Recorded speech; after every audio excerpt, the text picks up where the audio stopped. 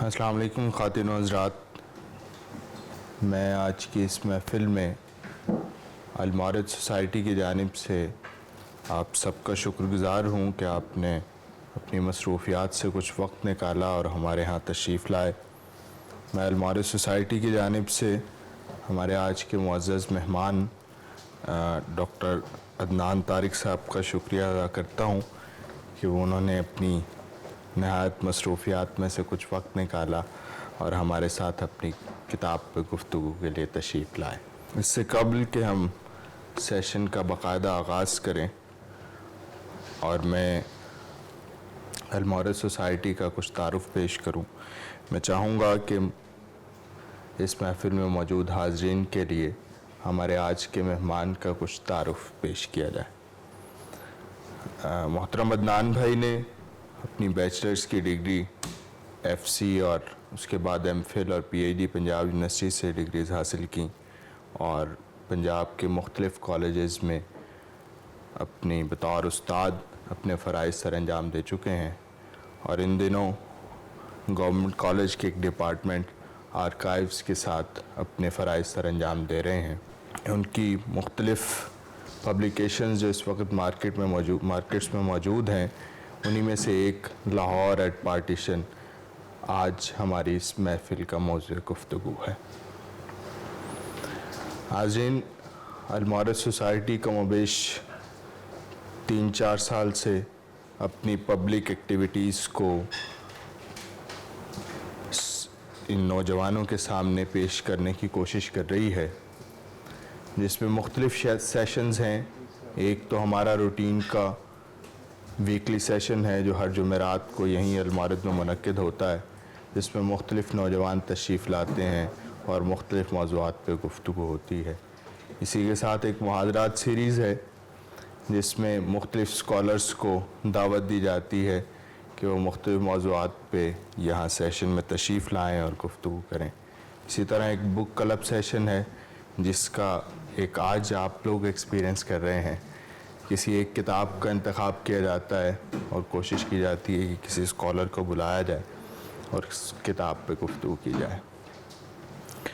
آج کے book club session کی کتاب شاید ہماری پسندیدہ اس لیے ہے کہ اس کا تعلق لاہور کے گزرے ماضی سے ہے، اور لاہور میں رہنے والا ہر شخص یقیناً لاہور سے اسے ایک خاص رغبت ہوتی ہے، تو ہم نے یہ چاہا کہ لاہور کے گزرے ماضی پر ایک اسکالر کے ساتھ کچھ مزید گفتگو کی جائے۔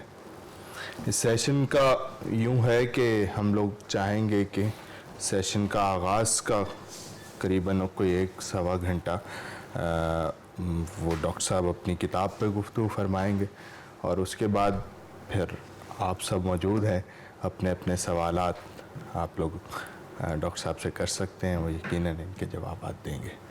میں ایک بار پھر ان کا شکریہ ادا کرتا ہوں اور ان سے گزارش کرتا ہوں کہ وہ اپنی اس کتاب پہ گفتگو کا آغاز کریں۔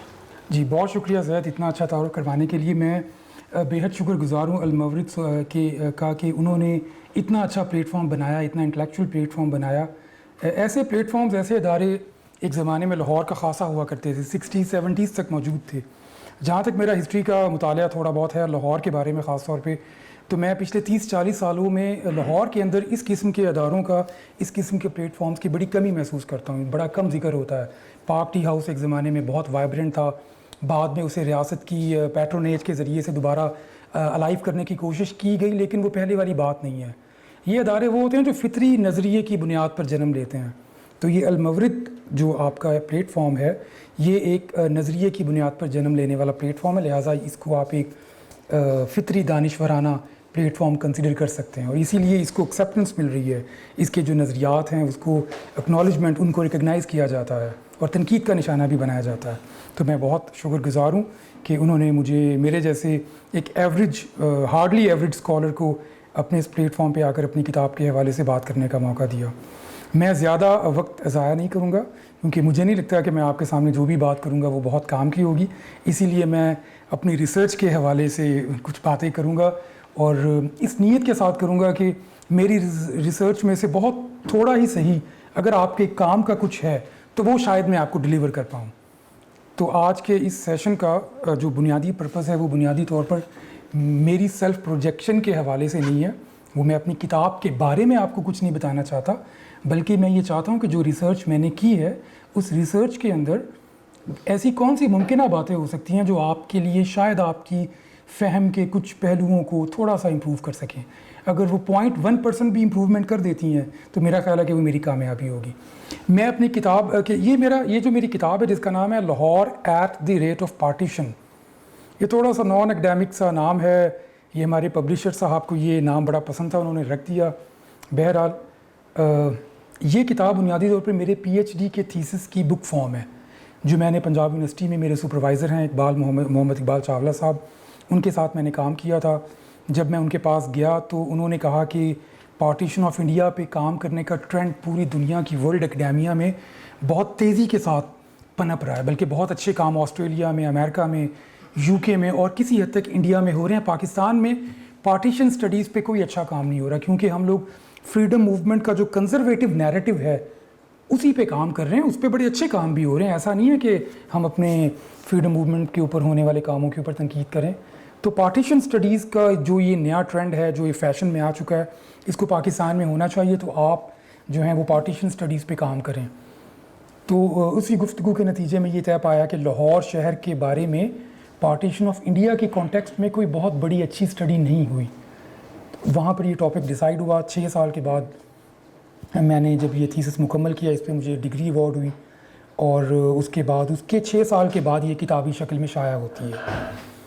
اب یہ جو کتاب ہے Lahore at the rate of partition, اس کتاب کے اندر 2 یا 3 بڑے بنیادی پہلو ہیں. ایک تو یہ کتاب بنیادی طور پہ وائلنس کے بارے میں ہے.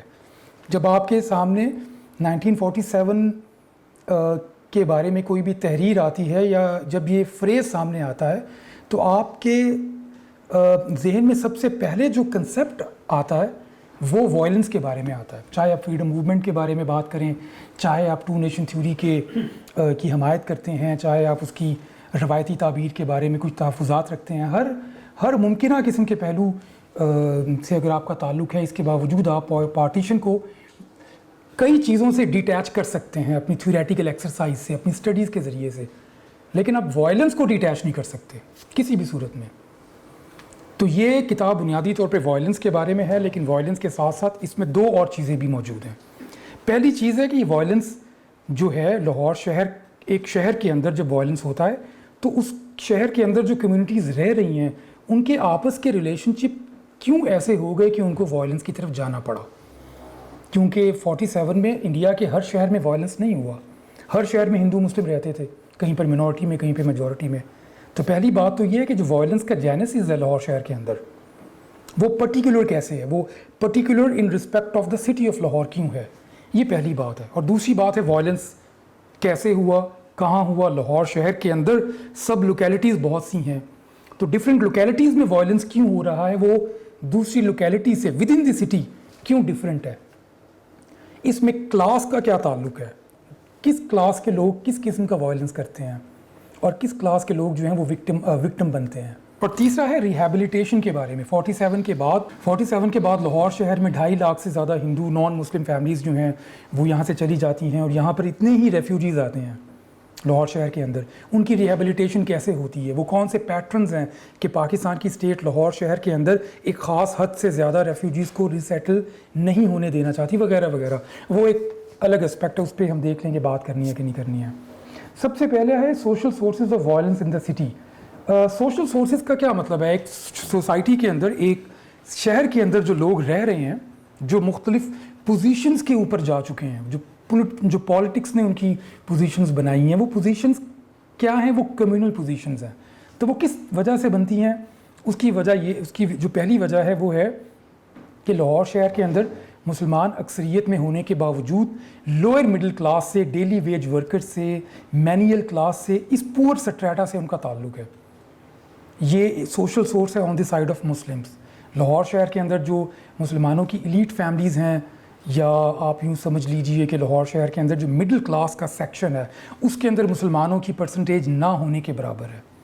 میرے پاس جو فگرز ہیں سینسس میں, تو مڈل کلاس, لوئر کلاس, یہ یہ نومن کلیچر یوز نہیں کیے جاتے، لیکن جو میری اپنی اسٹڈی ہے اس کے مطابق لاہور کے اندر اگر 30% پاپولیشن جو تھی وہ مڈل کلاس میں اس کو ہم کنسیڈر کر سکتے ہیں، تو اس 30% کے اندر مسلمانوں کی مڈل کلاس کی تعداد سنگل ڈیجٹ یعنی کہ 9% سے زیادہ نہیں تھی، حالانکہ مسلمانوں کی تعداد لاہور کے اندر تقریباً 57-58% سے زیادہ تھی، جبکہ جو نان مسلمز ہیں وہ مڈل کلاس رکھتے ہیں، مرچنٹ ہیں، ٹریڈرز ہیں، اربن پروفیشنلز ہیں، اور بڑی فینومینلی سگنیفیکنٹ پرپورشن ہے۔ اس میں جو مڈل کلاس کا ورڈ ہے اس کو میں تھوڑا سا الیبوریٹ کروں گا کیونکہ میں اپنے ٹاپک پہ آنا چاہتا ہوں۔ مڈل کلاس جو ہے وہ کسی بھی سوسائٹی میں کسی بھی پولیٹیکل سچویشن کے اندر سب سے مین رول پلے کرتی ہے۔ آپ دیکھیے کہ 47 کی جو پارٹیشن ہے، پنجاب کی پارٹیشن کی میں بات کر رہا ہوں، اس پنجاب کی پارٹیشن سکھوں نے کبھی ڈیمانڈ نہیں کی۔ آپ 47 کے سال میں جب پارٹیشن کے فینومینا کو سامنے لے کے آتے ہیں، کچھ بھی مطالعہ کرتے ہیں، تو آپ کے سامنے سکھ جو ہے وہ ایک مین ایکٹر کے طور پہ، میں ویلن میں کوئی نیگیٹو یا پازیٹیو بات نہیں کر رہا، ایک نیوٹرل ورڈ یوز کر رہا ہوں، ایک بہت مین ایکٹر کے طور پہ سامنے آتے ہیں۔ لیکن یہاں پر جو ہماری اسٹڈیز ہم کو بتاتی ہیں، جو ایک انڈین ہندو اسکالر ہیں نیتی نائر، انہوں نے بھی یہ کتاب لکھی ہے، انہوں نے بتایا کہ 47 کی جو پارٹیشن ہے اس میں پنجاب کی جو ہندو مڈل کلاس ہے ان کا مین رول ہے پنجاب کی پارٹیشن کی ڈیمانڈ کرنے میں اور اس کو ایکسیپٹ کروانے میں۔ سب سے پہلے پارٹیشن کی جو ڈیمانڈ ریزولوشن جیسے 1940 میں پاکستان کی قرارداد مسلم لیگ نے پاس کروائی تھی، 47 میں مارچ 47 میں، مجھے ڈیٹ یاد نہیں ہے، کانگریس نے پارٹیشن کی ڈیمانڈ ریزولوشن کی شکل میں پاس کی تھی، کن کے کہنے پر؟ پنجاب کے اور لاہور کے ہندو ٹریڈرز کے پریشر کے اوپر آ کر۔ تو اس سے آپ اندازہ کر سکتے ہیں کہ جو مڈل کلاس ہے وہ کتنی اسٹرانگ ہوتی ہے پولیٹیکل موبلائزیشن کرنے میں، پولیٹیکل ڈیسیجن میکنگ کے پروسیس کو پریشرائز کرنے میں۔ تو لاہور شہر کے اندر نان مسلمز میں ہندو اور سکھ دونوں شامل ہیں، لیکن لاہور کے اندر یہ ہندو تھے جن کی مڈل کلاس اتنی زیادہ مضبوط، اتنی پاورفل تھی کہ وہ پارٹیشن کے حوالے سے کوئی بھی بڑا فیصلہ، اگر وہ پارٹیشن کے فیصلے کو ایکسیپٹ کروا سکتے ہیں، تو یہ میں لیٹر سٹیجز پہ آپ کو بتاؤں گا کہ ایک سٹیج پر آ کر یہ خطرہ پیدا ہو گیا تھا کہ شاید لاہور شہر جو ہے وہ انڈین پنجاب میں چلا جائے۔ تو اس کے پیچھے بھی یہ ہندو ٹریڈرز، ہندو مرچنٹ، ہندو مڈل کلاس کی پاورفل ایگزسٹنس کا ہونا ہے۔ اچھا، اب اس میں جو میں وائلنس کے اوپر ڈائریکٹ آتا ہوں کہ nature of violence committed by Muslim and the violence from the side of non Muslims. یہ جو 47 کا وائلنس ہے، یہ جب خضر منسٹریز ریزائن کرتی ہیں، یہ میں اس پہ بعد میں آتا ہوں، پہلے میں بتا دوں کہ میں نے جو لاہور شہر کا وائلنس ہے اس کو 2 حصوں میں ڈیوائڈ کیا ہے۔ پہلا حصہ جو ہے اس کے لیے ایک ٹرم یوز کی جاتی ہے رائٹس، RIOTS، جو بڑا کامنلی یوزڈ ورڈ ہے، لیکن رائٹس کا جو لفظی مطلب ہے وہ ہم اسے بہت کامنلی یوز ضرور کرتے ہیں، مگر ہم اس کو اس کے ایکچوئل میننگ کے کانٹیکسٹ میں نہیں دیکھتے ہیں۔ رائٹس کا مطلب ہوتا ہے ایسے فسادات جس میں دونوں پولیٹیکل پارٹیز کا، دونوں کمیونل گروپس کا آپس میں کلیش کرنا ضروری ہوتا ہے۔ اٹس ناٹ لائک دیٹ کہ ایک گروپ جو ہے دوسرے گروپ کے لوگوں کے اوپر اٹیک کرتا ہے، ان کو قتل کرتا ہے، ان کو مارتا ہے، بلڈ شیڈ کرتا ہے، اس کو آپ رائٹس نہیں کہہ سکتے۔ اس کی ایک دوسری فارم ہے، وہ میں آپ کو بعد میں بتاؤں گا۔ تو جو پہلا فیز ہے لاہور شہر کے اندر، جو 3 مارچ سے شروع ہوتا ہے اور اس کے بعد وہ مارچ کے آخر تک، اپریل کے پہلے ہفتے تک جاری رہتا ہے، یہ اس فیز میں جو فسادات لاہور شہر میں ہوتے ہیں ان کو رائٹس کہا جاتا ہے۔ اس میں ہندو اور Muslims, non Muslims and Muslims دونوں کے جو گروپس ہیں، دونوں کے جو مابز ہیں، ان کا آپس میں کلیش ہوتا ہے۔ تو لاہور شہر کے اندر آپ کو مارچ کے آخر تک رائٹس ملتے ہیں، جو 3 مارچ 1940 کو جب خضر منسٹریز ریزائن کرتی ہیں، اس کے بعد سے فسادات شروع ہوتے ہیں۔ اس کی سٹوری یہ ہے کہ لاہور شہر میں ایک جگہ ہے کچہری چوک، آپ میں سے بیشتر لوگ واقف ہوں گے، جہاں پہ گورنمنٹ کالج یونیورسٹی ہے، ناصر باغ ہے، وہاں پہ ایک ہندوؤں اور سکھوں کا ایک کانگریگیشن اکٹھا ہوتا ہے ایس پی آفس کے سامنے، وہاں سے وہ مظاہرہ کرتے ہیں۔ اس مظاہرے کے بعد اس کا جو جلوس ہے وہ جلسے کی شکل میں انارکلی بازار سے گزرتے ہوئے لوہاری گیٹ کی طرف جاتا ہے، اور راستے میں آنے والے جتنے بھی مسلمانوں کو ملتے ہیں ان میں سے بیشتر مسلمانوں کو وہ قتل کر دیتے ہیں، مسلمانوں کے ساتھ ان کا کلیش ہوتا ہے۔ یہ ایک کلاسک ڈیفینیشن آف رائٹس ہے۔ یہ لاہور شہر میں 3 مارچ سے لے کر 30 مارچ تک آپ کو لاہور میں ملیں گے رائٹس۔ 30 مارچ کے بعد آپ کو لاہور میں رائٹس نہیں ملیں گے، اس کے بعد آپ کو ون سائڈ ایکٹ ملیں گے۔ ون سائڈ ایکٹ کا مطلب ہے جو سیکنڈ فیز ہے one side act of ethnic cleansing. One side act کا مطلب یہ ہے کہ فسادات جو پہلے فیز میں مسلمانوں نے شروع نہیں کیے بلکہ نان مسلمس نے شروع کیے ہیں وہ اب سیکنڈ فیز کے اندر مسلمانوں کے پاس چلے جاتے ہیں کیونکہ مسلمان جو ہیں وہ میجورٹی میں ہیں, مینیلز ہیں, پور سٹراٹا سے ان کا تعلق ہے اور وہ اس کائنڈ آف وائلنس کو پرپیچویٹ کر سکتے ہیں جو ڈس آرگنائز ہوتے ہیں. ریممبر ون تھنگ, وائلنس اسی صورت میں سپریڈ ہو سکتا ہے جب وہ آرگنائز نہ ہو. آرگنائز وائلنس کبھی بھی سپریڈ نہیں ہوتا, اس کو کرٹیل کرنا گورنمنٹ کے لیے, سیکیورٹی ایجنسیز کے لیے اور پولیٹیکل باڈیز ہیں, جو پولیٹیکل پارٹی اس وائلنس کے اندر ایکٹیو پارٹی کے ساتھ کنیکٹڈ ہے وہ اسے کنٹرول کر سکتی ہے, وہ ان کے اوپر جو ہے وہ اپنا امپیکٹ کریٹ کر سکتی ہے کہ آپ لوگ اب مزید وائلنس نہ کریں. ان کے لیے کنٹرول کرنا, ان کے لیے وائلنس کو کنٹین کرنا آسان ہوتا ہے. تو پہلے فیز کے اندر آپ کو لاہور شہر میں جو وائلنس ملتا ہے وہ رائٹس ہیں, اور جو سیکنڈ فیز ہے وہ ہے ethnic cleansing, one side act. اور ون سائڈ ایکٹ کا مطلب ہے یہ مسلمس کی جانب سے بہت نمایاں طور پہ ہوتا ہے, پریڈومیننٹلی. میں 100% تو نہیں کہہ سکتا لیکن 70 to 80% وائلنس سیکنڈ فیز کے اندر by the Muslims of Lahore ہے. پہلا فیز جو ہے وہ 20 فروری کو جب برٹش پرائم منسٹر اسپیچ کرتے ہیں اس کے بعد اس فیز کی اس کا جینیسس شروع ہو جاتا ہے اور 3 مارچ کے بعد وہ ایکٹیو ہو جاتا ہے. جو دوسرا فیز ہے جس کے بارے میں نے آپ کو بتایا وہ ایتھنک کلینزنگ کا ہے. ایتھنک کلینزنگ کا جو فیز ہے یہ 3 جون کی اناؤنسمنٹ کے بعد شروع ہوتا ہے. تو مارچ سے لے کر 3 جون تک کا جو درمیانی فیز ہے اس کے بارے میں جو گورنر پنجاب کی رپورٹ نے اس کے بارے میں ایک ہیڈنگ یوز کی تھی, میں وہ ہیڈنگ یہاں پہ یوز کروں گا, وہ ہے وار آف ایکسٹرمینیشن. یعنی کہ دونوں کمیونٹیز ایک دوسرے کو آرگنائزڈ ریڈز کے ذریعے سے, آرگنائزڈ میتھڈز کے ذریعے سے ختم کرنا چاہتی ہیں in order to gain some political leverage کے, تاکہ ہمیں یہ مطلب جو باؤنڈری کمیشن کا ڈیسیجن ہے وہ اس میں اس اسپیکٹ کو, اس فیکٹر کو کنسیڈر کیا جائے کہ لاہور شہر کی fate in the case of partition of India, in the case of partition of Punjab کس پارٹ میں جائے گی. پری 3 جون جو ہے اس میں اربن ٹیررزم نظر آتا ہے جس میں ایکول, یہ میں نے آپ کو پہلے بتا دیا, equal participation of rival communities, جس کے بارے میں ایک لفظ بار بار یوز کر رہا ہوں, یہ رائٹس کا فیز ہے. رائٹس کے فیز کا کیا مطلب ہے؟ Equal participation of rival communities. تو 3 جون کے بعد جو یہ فیز پہلے والا جسے آپ کیا کہیں گے رائٹس, وہ کنورٹ ہونا شروع ہو جاتا ہے one side act of ethnic cleansing میں. تو 3 جون کے بعد اس کا گراؤنڈ پریپیئر ہو جاتا ہے اور جو شالمی بازار کی گریٹ فائر ہے اس کے بعد یہ one side act of ethnic cleansing جو ہے وہ سکسیزفل کلمینیشن کی طرف جانا شروع کر دیتا ہے. اچھا, فرسٹ فیز کے اندر ایک بہت امپورٹنٹ جو پہلو ہے, ایک امپورٹنٹ فیکٹر ہے لاہور کے اندر ہونے والے وائلنس کا, وہ ہے کہ لاہور کے اندر ہونے والا وائلنس اس کا جو لوکل جینیسس ہے وہ اتنا اسٹرانگ نہیں ہے. اس میں وائلنس ہوتا ہے, رائٹس ہو رہے ہیں لیکن رائٹس ہونے کے بعد ختم ہو جاتے ہیں. ایک دن میں فسادات ہوتے ہیں, اسی دن ختم ہو جاتے ہیں, اور 2-3 دن تک اس کے بعد کوئی فسادات نہیں ہوتے ہیں. لیکن لاہور کے اندر جو سب سے بڑا جو الارمنگ فیکٹر تھا وہ تھا امرتسر کا. امرتسر اور لاہور شاید پورے سب کانٹیننٹ کے اندر 2 واحد شہر ہیں, راول پنڈی اور اسلام آباد کی ایگزامپل کے بعد. یہ تو ایک ریسنٹ ایگزامپل ہے نا, اسلام آباد تو 1960s میں بنا ہے, 60 میں بنا ہے. امرتسر اور لاہور کو ٹوئن سٹیز کہا جاتا ہے, جڑواں شہر. یہ اس کی 2 وجوہات ہیں مین. ایک تو یہ کہ امرتسر اور لاہور دونوں بہت کلوز ہیں, ان کی پراکسیمیٹی بہت زیادہ تھی, اور دوسرے نمبر بھی یہ کہ لاہور اور امرتسر میں سب سے زیادہ فیملی ریلیشن شپس تھے. لاہور میں اور امرتسر میں دونوں میں کشمیری برادری, ارائی برادری اور بٹ برادری, یہ تینوں برادریاں جو تھیں یہ ایکول ان کی فیملیز ڈیوائیڈڈ تھیں, ان کے آپس میں خاندانی رشتہ داریاں بھی تھیں اور برادری ڈویژن بھی موجود تھی. تو اس وجہ سے امرتسر فرق یہ اس بات کا تھا کہ لاہور شہر میں مسلمانوں کی اکثریت تھی جبکہ امرتسر شہر کے اندر مسلمانوں کی اکثریت نہیں تھی.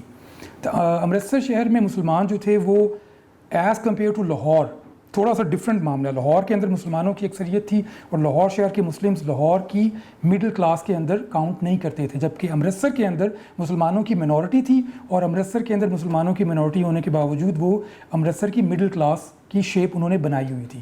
اس وجہ سے امرتسر کے مسلمانوں کو ٹارگٹ ہونا پڑتا تھا امرتسر کے نان مسلمس کی جانب سے, جن میں ہندوؤں کی تعداد بھی موجود تھی اور جن میں سکھوں کی بہت بڑی تعداد موجود تھی.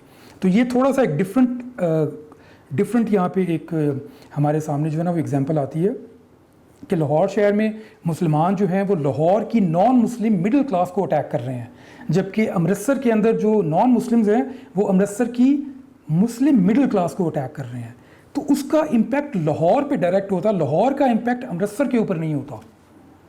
لاہور پہ کیسے امپیکٹ ہوتا ہے کہ امرتسر شہر میں جب بھی کوئی بڑا واقعہ پیش آتا ہے تو اس کا ڈائریکٹ امپیکٹ لاہور کے پبلک سفیئر کے اندر جو لوئر مڈل کلاس کے مسلمز ہیں ان کے اوپر یہ جاتا ہے کہ ہماری برادری کے ہمارے ہم مذہب لوگوں پہ امرتسر شہر میں جو منورٹی میں ہیں ان کے اوپر اٹیکس ہو رہے ہیں, تو لہٰذا ہم نے ان کا بدلہ لاہور شہر کے اندر لینا ہے.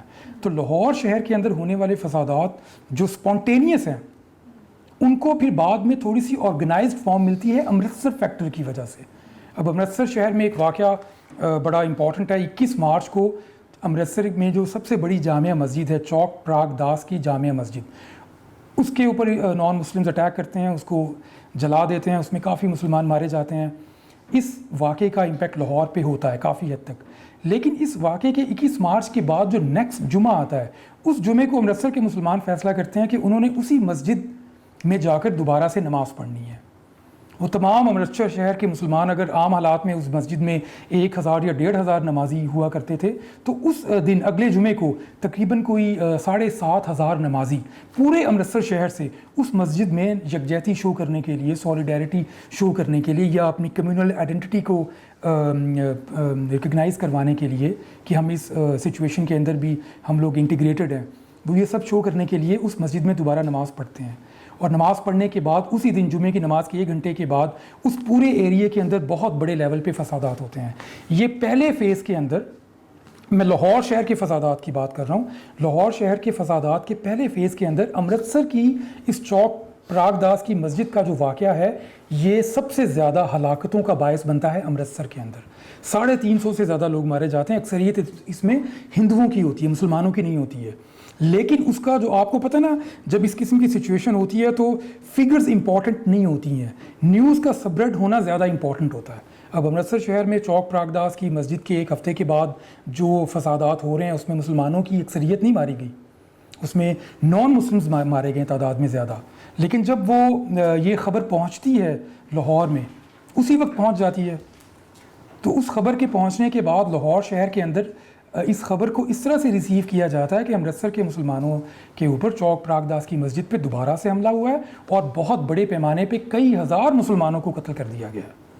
تو اس واقعے کے بعد صحیح معنوں میں جو میری اسٹڈی مجھے بتاتی ہے, لاہور شہر میں جو فسادات کی, اگر آپ ایک اردو کا لفظ ہوتا ہے کہ لہر پھیل جانا, لہر کا مطلب آپ سمجھتے ہیں نا, جیسے سمندر کی لہر ہر چیز کو پرویل کرتی ہوئی آگے بڑھتی ہے. تو 21 مارچ سے پہلے 27 مارچ سے پہلے لاہور شہر میں فسادات سپونٹینیس فارم میں ہو رہے ہیں.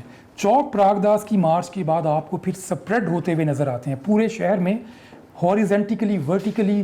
پہلے فسادات جو ہیں وہ والڈ سٹی کے اندر کے ایریاز میں ہو رہے ہیں, ماڈل ٹاؤن میں نہیں ہو رہے بالکل بھی, کینٹ کے ایریاز میں نہیں ہو رہے ہیں, مصری شاہ میں نہیں ہو رہے ہیں, جو والڈ سٹی کے ایڈجوائننگ نیبرنگ ایریاز ہیں وہاں پہ نہیں ہو رہے ہیں. لاہور کے سبربن ایریاز میں بالکل بھی فسادات نہیں ہو رہے ہیں. لیکن 27 مارچ کے بعد امرتسر کے اس واقعے کا امپیکٹ کہاں پہ ہو رہا ہے؟ لاہور کے پبلک سفیئر کے اندر. اور لاہور کا پبلک سفیئر کس نے بنایا ہے؟ ڈیلی ویج ورکرز نے, پور کلاسز نے, لوئر مڈل کلاسز نے, ان لوگوں میں امپیکٹ ہوتا ہے. اور اس کے بعد سٹیبنگ اینڈ آرسن.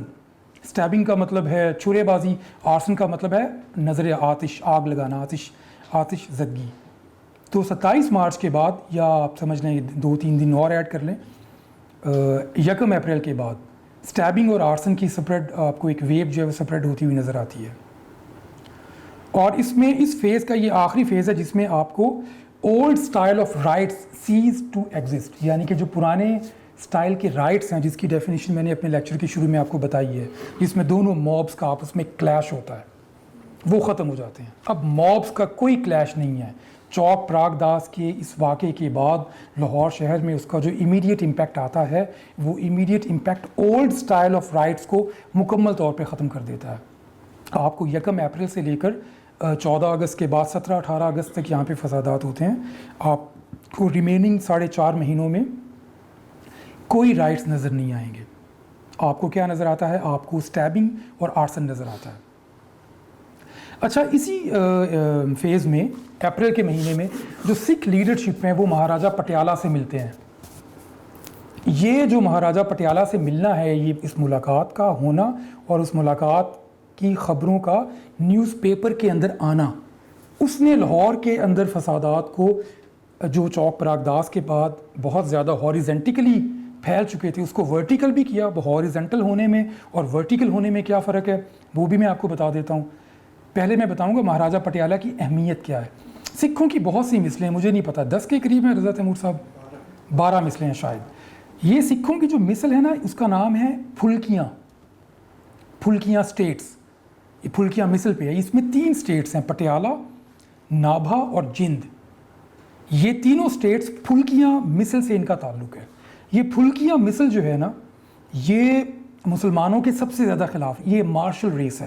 اب اکالی دل جو ہے، تارا سنگھ جو ہے، یہ مہاراجہ پٹیالہ سے ملتے ہیں، ان کو خط لکھتے ہیں کہ آپ جو ہے نا وہ ویسٹ پنجاب کے اندر ان ڈسٹرکٹس کی پروٹیکشن کی ذمہ داری لیں جہاں پر سکھوں کی تعداد موجود ہے. کہیں پر بھی سکھ پورے صوبے میں کہیں پر میجورٹی میں نہیں تھے، کسی ڈویژن میں میجورٹی میں نہیں تھے، کسی ڈسٹرکٹ میں کسی میجورٹی میں موجود نہیں تھے، کسی شہر میں میجورٹی میں موجود نہیں تھے، کسی اسٹیٹ میں بھی جو ان کی اپنی اسٹیٹس ہیں پٹیالہ، نابھا، جند، ان میں بھی سکھ میجورٹی میں نہیں تھے. سکھ ایسی قوم ہے پنجاب کی جو کسی ایک کسی بھی آپ انڈیکیٹر کو پکڑ لیں، province, division, district, city, state, princely state, Sikh کہیں پر بھی میجورٹی میں نہیں تھے. اس کے باوجود انہوں نے کہا کہ آپ جو ہے نا اس کی پروٹیکشن کی ذمہ داری لیں. یہ لیٹر لکھ کر انہوں نے غلطی کیا کی. تارا سنگھ صاحب جو تھے وہ ایک پولیٹیکل پارٹی کے ہیڈ تھے، ہیڈس تو بڑے سمجھدار ہوتے ہیں. انہوں نے جو مسٹیک کی نا، انہوں نے مہاراجہ پٹیالہ کو خط لکھا اور یہ خط انہوں نے پبلک بھی کر دیا. اب مہاراجہ پٹیالہ نے اس خط کا جو میرے پاس اوتھینٹک سورسز موجود ہیں، مہاراجہ پٹیالہ نے اس خط کا کوئی جواب نہیں دیا اور اس خط کے بنیاد پر کوئی کارروائی نہیں کی. لیکن جب انہوں نے تارا سنگھ نے اس خط کو اوپن کیا، پبلک کیا، تو اس سے اگین پبلک کے اندر دونوں سائٹس پر یہ خبر سرکولیٹ ہو گئی کہ مہاراجہ پٹیالہ سکھ جو ہیں، پھلکیاں سٹیٹ والے جو ہیں، وہ کچھ نہ کچھ کرنے جا رہے ہیں اور وہ لاہور کو اوورٹیک کر لیں گے. اب پبلک سفیئر کے اندر اس بات کا آنا بہت معنی رکھتا ہے. یہاں پر علامہ اقبال کے ایک سمدھی تھے میاں امیر الدین، جو میں نے آپ کو بتایا کہ وائلنس ہاریزنٹل بھی ہے اور ورٹیکل بھی ہو رہا ہے. میاں امیر الدین لاہور کی ایک رئیس فیملی سے ان کا تعلق ہے. انہوں نے مہاراجہ پٹیالہ کے اس خط کو جواز بنایا، حالانکہ وہ بڑے سمجھدار آدمی تھے، وہ اس چیز کو چیک کر سکتے تھے کہ یہ اس لیٹر کا، اس خط کا کوئی کا جو ہے نا آفیشیل سٹیٹس کوئی خاص نہیں ہے. انہوں نے اس خط کو جواز بنا کر قائد اعظم کو خط لکھا کہ مہاراجہ پٹیالہ جو ہے وہ ایک بہت بڑی کانسپیریسی کر رہے ہیں، جس کانسپیریسی کے نتیجے میں وہ لاہور کو ایسٹرن پنجاب کا حصہ بنا دیں گے. یہ خط انہوں نے قائد اعظم کو بھی لکھا اور اس کے بعد انہوں نے لاہور کے رئیس سے، اور لاہور کے میئر بھی تھے، ان کا بڑا گہرا تعلق تھا لاہور کے غریب سیکشنز جو مسلمز کے ہیں، لوئر مڈل کلاس مینیلز کے ساتھ، ان کے ساتھ بہت کلوز تعلق تھا. اور اس سے بھی گہرا ان کا تعلق تھا کہ اندرون لاہور میں آپ میں سے کئی لوگ جانتے ہوں گے کہ اکھاڑے ایک زمانے میں بہت ابھی بھی ہیں، لیکن ایک زمانے میں بہت زیادہ تھے، اور 47 کے زمانے میں تو بہت زیادہ تھے، اور تقریباً تمام اکھاڑے مسلمانوں کے تھے. مجھے کسی نے بتایا ہے کہ تقریباً نہیں بلکہ ایگزیکٹلی 100% اکھاڑے مسلمانوں کے تھے. تمام اکھاڑوں کا جو تعلق تھا وہ میاں امیر الدین کے ساتھ بہت گہرا تھا. میاں امیر الدین اندرون لاہور کے رہنے والے تھے، بڑی وفاداری تھی ان کے اندر، بڑا وہ رکھ رکھاؤ والے آدمی تھے، اور وہ ہر سیکشن کے، ہر فیکشن کے بندے کے ساتھ ان کا تعلق تھا. تو میاں امیر الدین نے جب اس خط کو لکھا قائد اعظم کو، اور اس کے بعد ان کی وجہ سے لاہور شہر کے اندر، والڈ سٹی کے اندر، یہ تمام اکھاڑے جو ہیں وہ نان آفیشلی ایکٹیویٹ ہو جاتے ہیں ان ڈوئنگ وائلنس. اب دیکھیے اس میں جو میرا نقطہ نظر جو میں آپ کو بتا رہا ہوں کہ مہاراجہ پٹیالہ کو جب خط لکھا جاتا ہے تو اس خط کو اگر پبلک نہ کیا جاتا، اب پبلک کیوں کیا انہوں نے؟ پبلک اگر وہ نہ کرتے تو شاید پبلک سفیئر کے اندر، پبلک سفیئر تو آپریٹ کرتا ہے افواہوں کے اوپر، رومورز کے اوپر. امرتسر میں فرض کیجئے 250 افراد ہلاک ہو رہے ہیں، ان میں اکثریت نان مسلمز کی ہے، لیکن لاہور میں اس کی خبر کیسے آ رہی ہے کہ کئی ہزار مسلمان مار دیے گئے ہیں؟ تو وہ پبلک اسفیئر کتنا زیادہ ایگرینڈائز ہوگا, ایکٹیویٹ ہوگا, آپ لوگ تصور کر سکتے ہیں ہاریزنٹلی. اور ورٹیکلی مہاراجہ پٹیالہ کے اس خط کو میاں امیر الدین نے جس طرح سے سرکولیٹ کیا ہے, اس کی بنیاد پہ انہوں نے جس طرح سے یہاں کے پبلک اسفیئر کو ایکٹیویٹ کیا ہے, تو آپ سمجھ سکتے ہیں کہ ان کا وائلنس کے اندر انڈائریکٹلی, میں یہ بالکل نہیں کہہ رہا ہوں کہ انہوں نے وائلنس کروایا ہے, لیکن ان کے اس اسٹیٹمنٹ کے بعد, ان کے اس رول کے بعد یہاں کا وائلنس آپ کو تھوڑا سا بڑھتا ہوا نظر آتا ہے. اچھا, اس کے بعد یہ ہے کہ یہ سیکنڈ فیز کا جو مڈ فیز ہے وائلنس کا, اس میں آپ کو آر ایس ایس کا رول بڑا نمایاں طور پہ نظر آتا ہے. آر ایس ایس, میں نے آپ کو بتایا کہ جو نان مسلمز ہیں لاہور کے اندر وہ وہ مڈل کلاس ہے. مڈل کلاس کبھی بھی پبلک سٹائل میں وائلنس نہیں کرتی ہے. مڈل کلاس ہمیشہ آرگنائزڈ وے کے اندر فنڈنگ کی بنیاد پہ, پلاننگ کی بنیاد پہ وائلنس کرتی ہے. تو جو لاہور کے جو ہندو ہیں وہ آر ایس ایس کو ہائر کرتے ہیں. ہائر تو نہیں کہہ سکتے, آر ایس ایس یہاں پر پہلے سے موجود تھی لیکن بہت ایکٹیو نہیں تھی. 47 کے سال میں آپ کو آر ایس ایس لاہور کے اندر بہت نمایاں طور پہ ایکٹیو ہوتی ہوئی نظر آتی ہے. تو ہندو ٹریڈرز اور مرچنٹ کلاس کی فائنینشل سپورٹ کے بعد آر ایس ایس لاہور کے اندر کئی اٹیکس آرگنائز کرتی ہے. اب اس کا فائدہ کیا ہے, نقصان کیا ہے, وہ میں آپ کو بتا دیتا ہوں. آر ایس ایس لاہور میں جتنے بھی آرگنائز اٹیک کرتی ہے وہ لاہور کا جو پبلک ایموشنلی چارجڈ ایٹماسفیئر ہے on the side of Muslims, اس کو وہ کاؤنٹر نہیں کر سکتی, کیونکہ لاہور کا جو مسلم ہے middle class, lower middle class کا, اس کی تعداد اتنی زیادہ ہے, وہ رینڈم ایکٹس کرنے میں ایکسپرٹیز ہے اس کے پاس. آرگنائزڈ ایکٹس کے اندر جو آر ایس ایس نے کیے ہیں ان میں انہوں نے ایک جگہ پہ 11 مسلمانوں کو قتل کیا راج گڑھ میں, اور ایک جگہ پہ چوبرجی میں اٹیک کیا تو 4 یا 5 لوگوں کو قتل کیا. سکھ نیشنل کالج جو آج جسے آپ انجینئرنگ یونیورسٹی کہتے ہیں, وہاں پر ایک اٹیک کیا, وہاں پہ 2 لوگوں کو ہلاک کیا. تو کل ملا کر کتنے لوگ انہوں نے یہاں پر ہلاک کیے, 20 سے زیادہ نہیں. اس کا نقصان ان کو کیا ہوتا ہے کہ جب مسلمانوں کو پتہ چلتا ہے کہ یہ اس لیول پہ یہاں پہ مطلب یہ آر ایس ایس جو ہے وہ آرگنائزڈ اٹیک کر رہی ہے, تو مسلمانوں کے پاس اس کو کاؤنٹر کرنے کے لیے اپنے ریئیکشن کو پہلے سے زیادہ اگرینڈائز کرنا اور زیادہ آسان ہو جاتا ہے. اور آر ایس ایس جو پولیٹیکل پرپز حاصل کرنا چاہتی ہے یہ وائلنس کر کے, وہ پولیٹیکل پرپز اس کو بالکل بھی حاصل نہیں ہوتا. اچھا, اسی فیز میں آپ کو open war of extermination of non Muslim in the walled city نظر آتی ہے.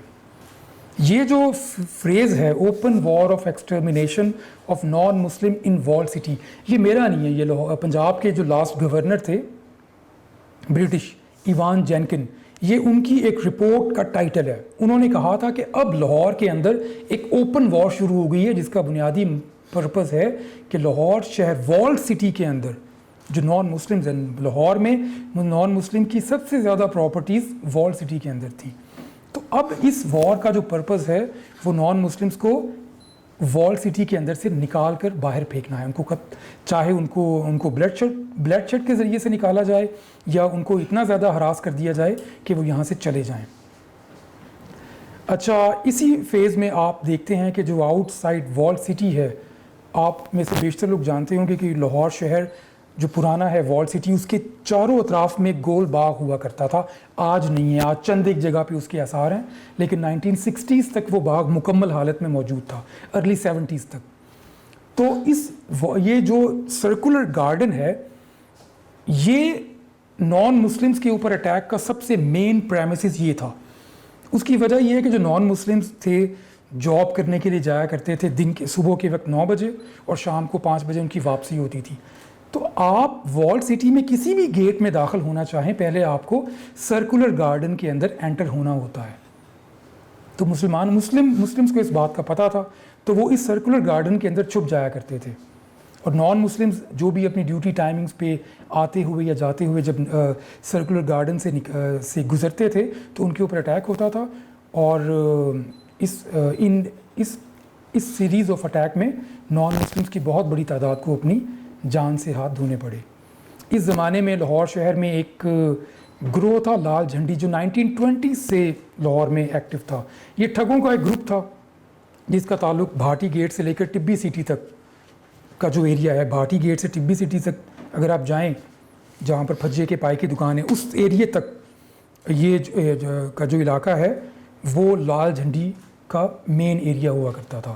لیکن لال جھنڈی نے 47 میں جو سرکولر گارڈن کی میں نے بات کی ہے, سرکولر گارڈن پہ ہونے والے بلڈ شیڈ میں جو مین رول تھا وہ لال جھنڈی کا تھا. اور پہلوانوں کا نیٹ ورک اس زمانے میں بہت زیادہ ایکٹیویٹ ہو گیا تھا, جیسا کہ میں نے آپ کو پہلے بتایا. اچھا, لاہور میں اب اپنے سیکنڈ پارٹ کی طرف آتا ہوں کہ لاہور شہر میں جو وائلنس ہوا ہے اس کی کل کتنی ٹائپس تھیں. تھوڑا سا ہنٹ تو میں پہلے بھی دے چکا ہوں آپ کو. یہاں پر 4 ٹائپس کے وائلنس ہوئے ہیں 47 میں. Street fights stabbing, arson, bomb throwing and organised raids. اس میں جو پہلے 2 ٹائپس ہیں, یہ دونوں ٹائپس مسلمانوں کا پری ڈومیننٹ فیچر ہوا کرتے تھے. اسٹریٹ فکس اسٹیبنگ اور آرسن, یہ دونوں جو ٹائپس ہیں ان میں مسلمانوں کا رول 90% سے زیادہ رہا ہے. اور جو بامب تھروئنگ ہے اور آرگنائزڈ ریڈز ہیں ان کے اندر مسلمانوں کا رول بہت کم رہا ہے. یہ دونوں جو ٹائپس ہیں یہ نان مسلمز کا فیچر ہوا کرتی تھیں.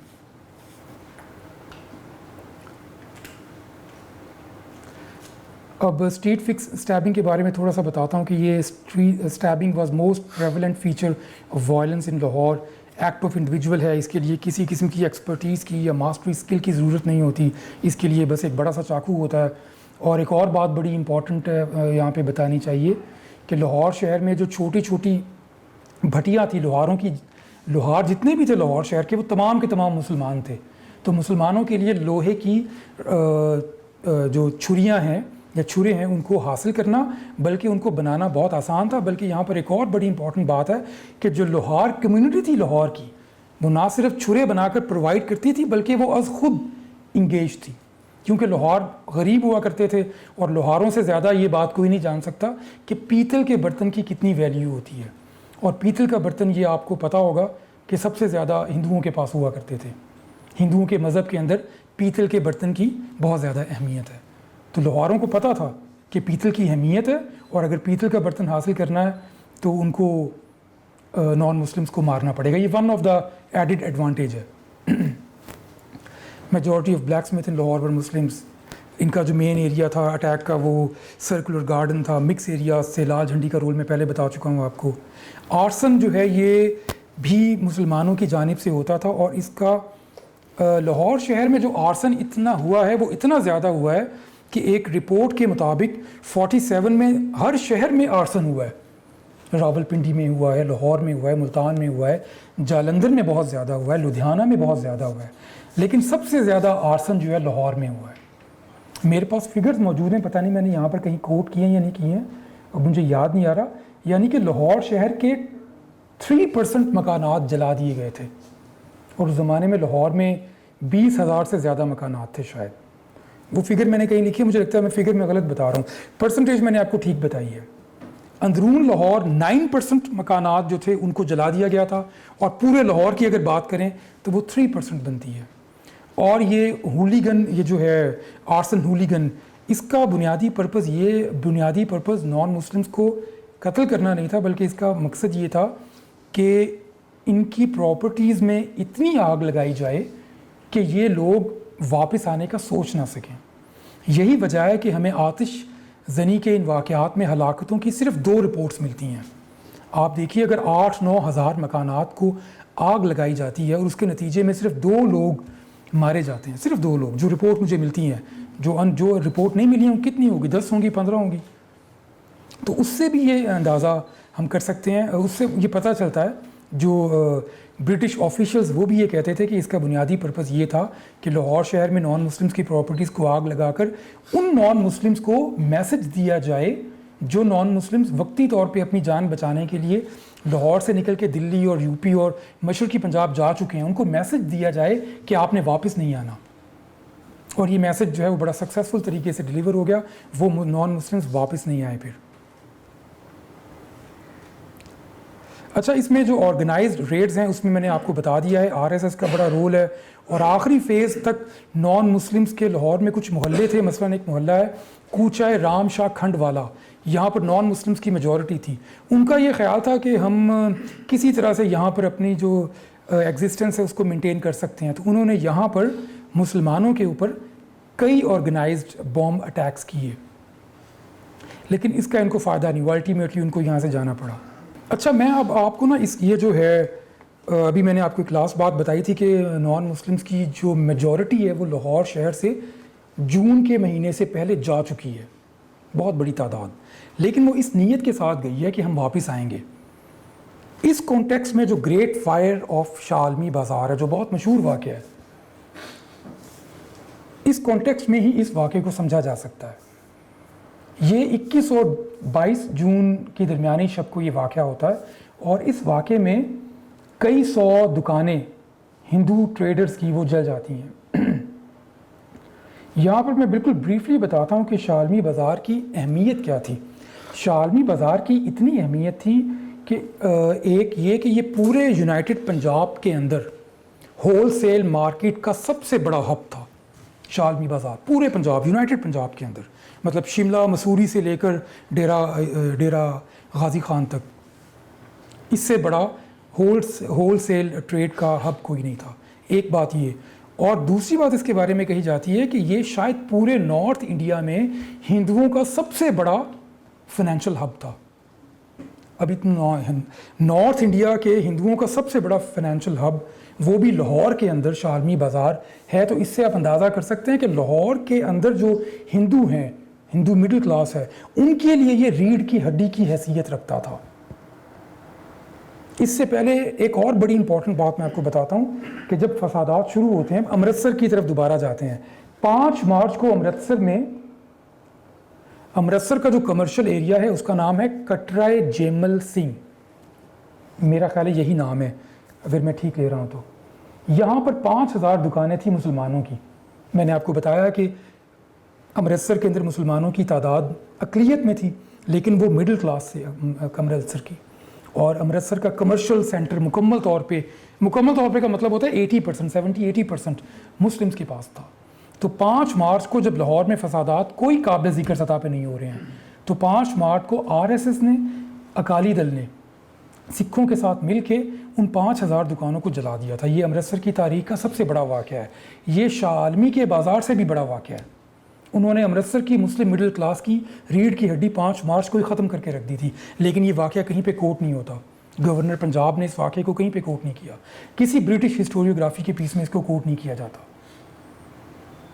تو اگر وہاں پہ یہ ہو چکا تھا تو اس کے بعد لاہور شہر کے مسلمز نے بڑا کنٹرول کیا۔ میں یہاں پہ اپریشیٹ نہیں کر رہا ہوں، اگر فسادات جو ہیں، ظلم جو ہے وہ تو ظلم ہی ہوتا ہے۔ اسی کانٹیکسٹ میں اس چیز کو تھوڑا سا براڈر لیول پر آپ لنک کر سکتے ہیں کہ جو شالمی بازار کی فائر ہے اس میں جو نان مسلمز کی دکانیں ہیں جو جلائی گئی ہیں، ان کی تعداد کسی بھی صورت میں 350 سے زیادہ نہیں ہے۔ یہ بات آفیشیل رپورٹ کے اندر بھی کوٹ ہوئی ہے، اور اس کے بعد جواہر لال نہرو نے لارڈ ماؤنٹ بیٹن کو ایک خط لکھا شالمی بازار کے واقعے میں۔ اس خط کے اندر بھی اس نے یہی لکھا کہ 250 دکانیں جلا دی گئی۔ یہ بہت بڑا واقعہ ہے۔ میں یہاں پہ کوئی وہ سیٹائر نہیں کرنا چاہ رہا کہ وہ امرتسر کی 5000 دکانیں، جو آفیشیل فگر ہے 5000 شاپس، میں کمپیریزن بھی نہیں کرنا چاہ رہا۔ میں آپ کو بتا رہا ہوں کہ یہ نارتھ انڈیا کا سب سے بڑا ہول سیل مارکیٹ کا ہب ہے جو ہندوؤں کے کنٹرول میں ہے۔ تو نہرو کا خط لکھنا ماؤنٹ بیٹن کو، لاہور میں فسادات ہو رہے ہیں، نہرو نے کانگریس کے پریزیڈنٹ کی حیثیت سے کبھی خط نہیں لکھا ماؤنٹ بیٹن کو۔ ملاقات ہوتی تھی، اس ملاقات کے اندر وہ بتاتا تھا کہ لاہور میں بھی یہ ہو رہا ہے، آپ کچھ کریں، مارشل لا امپوز کر دیں، سیکیورٹی فورسز کی تعداد بڑھا دیں، پولیس کا پیٹرول بڑھا دیں، وغیرہ وغیرہ، مگر اس نے کبھی خط نہیں لکھا۔ خط لکھنا زیادہ فارمل ایکسپریشن ہے۔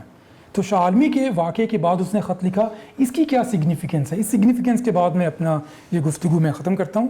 اس کی سگنیفیکنس یہ ہے کہ لاہور شہر میں جون کے مہینے میں 60 to 70% نان مسلمس، ہندو جو ہیں، جو بہت امیر ہیں، مڈل کلاس ہیں، جن میں سے میجورٹی کے پاس اتنا فائنینشیل بیک اپ ہے کہ وہ اگر وقتی طور پہ لاہور چھوڑ کر مشرقی پنجاب کے کسی شہر میں چلے جاتے ہیں تو ان کے لیے 2, 4, 6 مہینے سٹے کرنا کوئی پرابلم نہیں، ان کی اپنی پراپرٹی وہاں پہ بھی ہوگی۔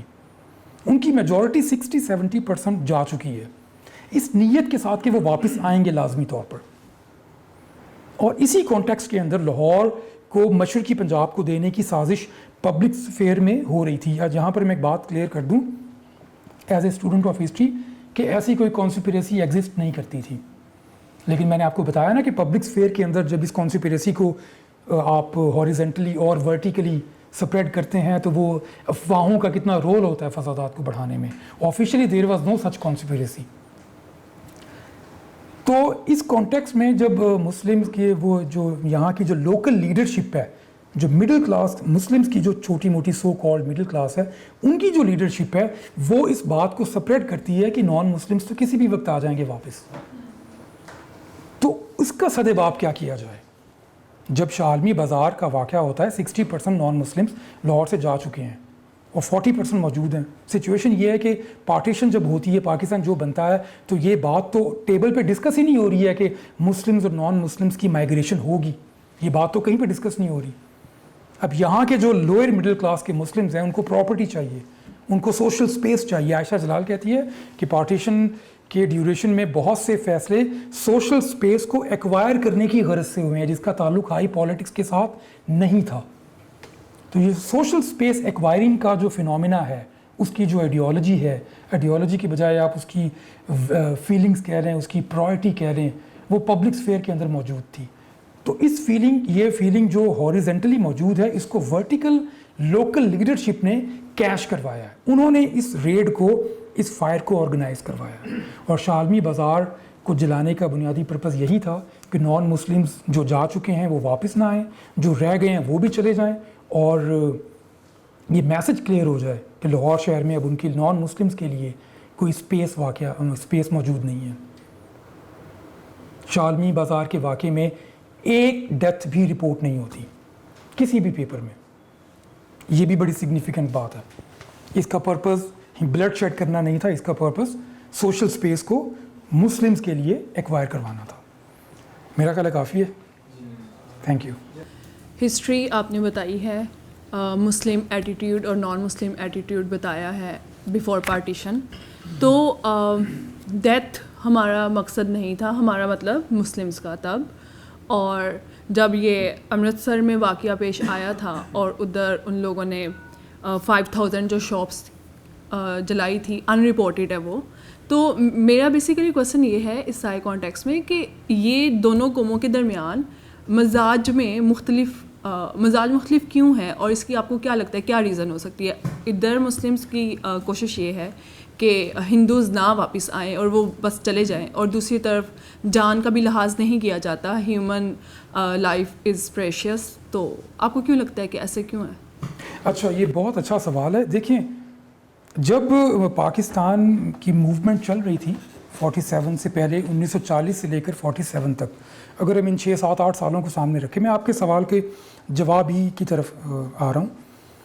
تو انڈین نیشنل کانگریس اور مسلم لیگ یہ دو بڑی پولیٹیکل پارٹیز ہیں, ٹھیک ہے. یہ دونوں پولیٹیکل پارٹیز کی جتنی بھی پالیٹکس ہے نیگوشیٹ کرنے کی, مذاکرات کرنے کی, کہ ہم کوئی نہ کوئی سیٹلمنٹ کر لیں, وہ سینٹر کے اندر ہو رہی ہیں.